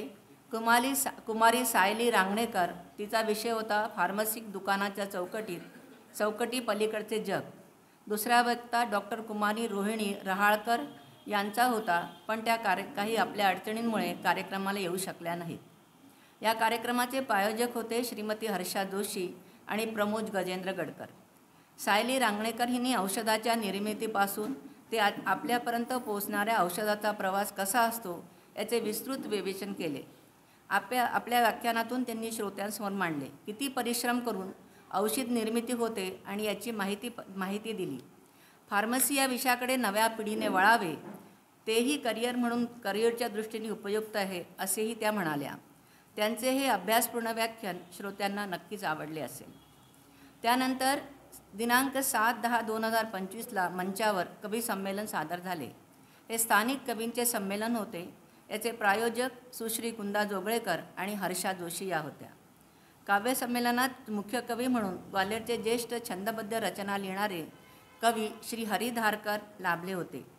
काव्यसंध्येचे आयोजन आणि संचालन सुश्री कुंदा जोगळेकर यांनी केले. या सहभागी कवी होते डॉक्टर श्रुती शिरडोणकर, श्री मेंढसुरे शैलाजाराजे मुसळगावकर, व्यंकटेश वाकडे, गणेश बेहरे, डॉक्टर ईश्वरचंद्र करकरे, भारती वैशंपायन, विजय जोशी आणि वासवदत्ता अग्निहोत्री. विविध विषयावर कवींनी आपल्या रचना सादर केल्या. 5वे व्याख्यान दिनांक 8/10/2025 श्री आनंद दाणेकर यांचे होते. त्यांनी मराठी रंगमंच वाटचाल आणि मराठी भाषा या विषयावर व्याख्यान दिले. या व्याख्यानाचे प्रायोजक श्री रवी दाते आणि आनंद बोकील होते. 1943 पासून आजपर्यंत मराठी नाट्यसृष्टीची विशाल परंपरा आणि त्यात काळानुसार होत असलेले परिवर्तन याची विस्तृत माहिती त्यांनी दिली. त्यांनी या नाट्यक्षेत्रात ग्वाल्हेरच्या योगदानावर विस्तृत प्रकाश टाकला. नाट्यमंचापासून तर पडद्यामागे काम करणाऱ्या सहयोगीपर्यंत कलाकारांच्या भूमिकेची दखल घेतली जाते. ती लोकांपर्यंत पोहोचतात, पण एक महत्त्वपूर्ण पात्र मात्र लोकांसमोर कधीच येत नाही, ते म्हणजे त्यांच्या परिवाराचा सहयोग करणारी व्यक्ती. ते कलाकारांचा मूड सांभाळून त्यांना मंचावर कला सादर करण्यात महत्त्वपूर्ण भूमिका निभावतात, असेही त्यांनी सांगितले. तसेच त्यांनी नवीन नाट्यनिर्मितीकरता ग्वाल्हेरच्या लेखकांनी पुढे यावे अशीही अपेक्षा व्यक्त केली. 6वे व्याख्यान दिनांक 9/10/2025 या दिवशी संगीता सोमवंशी यांचे व्याख्यान होते, पण काही अपरिहार्य कारणामुळे त्या उपस्थित राहू शकल्या नाही. त्याऐवजी स्थानिक लेखकांच्या कथा वाचनाचे आयोजन केले होते. या कार्यक्रमाचे प्रायोजक होते श्री जयप्रकाश गोरे आणि आनंद दाणेकर. स्थानिक कथावाचक होते साहित्यकार सौ संगीता करकरे, सुश्री कुंदा जोगळेकर, डॉक्टर उमा कंपोवाले आणि आनंद दाणेकर. मानवी मनाच्या विविध पैलूचे दर्शन घडवणाऱ्या कथा होत्या. संगीता करकर यांची कथा कासव आणि ससा, कुंदा जोगळेकर यांची कथा आई पुरे आता, उमा कंपोवाले यांची सूर गवसले तेव्हा आणि आनंद दाणेकर यांनी 2 उपदेशात्मक लघुकथा सादर केल्या. शेवटच्या दिवशी म्हणजे आज दिनांक 10/10/25 आदरणीय श्री राघवेंद्र शिरगावकरजींनी आबा महाराज मठाची परंपरा आणि इतिहास या विस्तृत विषयावर आपले विवेचन आपल्यासमोर ठेवलेच आहे. त्याचा पूर्ण इतिहास त्यांनी आपल्याला सांगितलेला आहे. ते व्याख्यान आताच आपण ऐकलेले आहे. या व्याख्यानाचे प्रायोजक होते सौ उमा कंपूवाले, श्री आनंद बोकील आणि श्री मोहन विटवेकर. शुभम करुजी या कार्यक्रमात ज्या मुलांचा प्रथम, द्वितीय आणि तृतीय क्रमांक आला त्यांना व्याख्यानमालेकडून बक्षीस दिले जाते. यावर्षी हे बक्षीस श्रीमती अंजली कतर्णीकरकडून प्रायोजित केलेले आहे. व्याख्यानमाला त्यांची आभारी आहे. तसेच मालेचे सर्व प्रायोजकांचे आम्ही आभारी आहोत. यावर्षी मालेचे अध्यक्ष श्री प्रमोद गजेंद्रकर यांच्या पायाला फ्रॅक्चर झाल्यामुळे ते उपस्थित राहू शकले नाही. तरीही मालेचे संपूर्ण कार्य श्री संजयजी चांदोरकर, मेघदूत परचुरे, आशुतोष कुंभराज वजे, मोहन चाळीसगावकर, मोहन तळेगावकर, वसंत नाशिकर यांनी यशस्वीपणे पार पाडले. मालेचे सत्र आज पूर्ण होत आहे. धन्यवाद.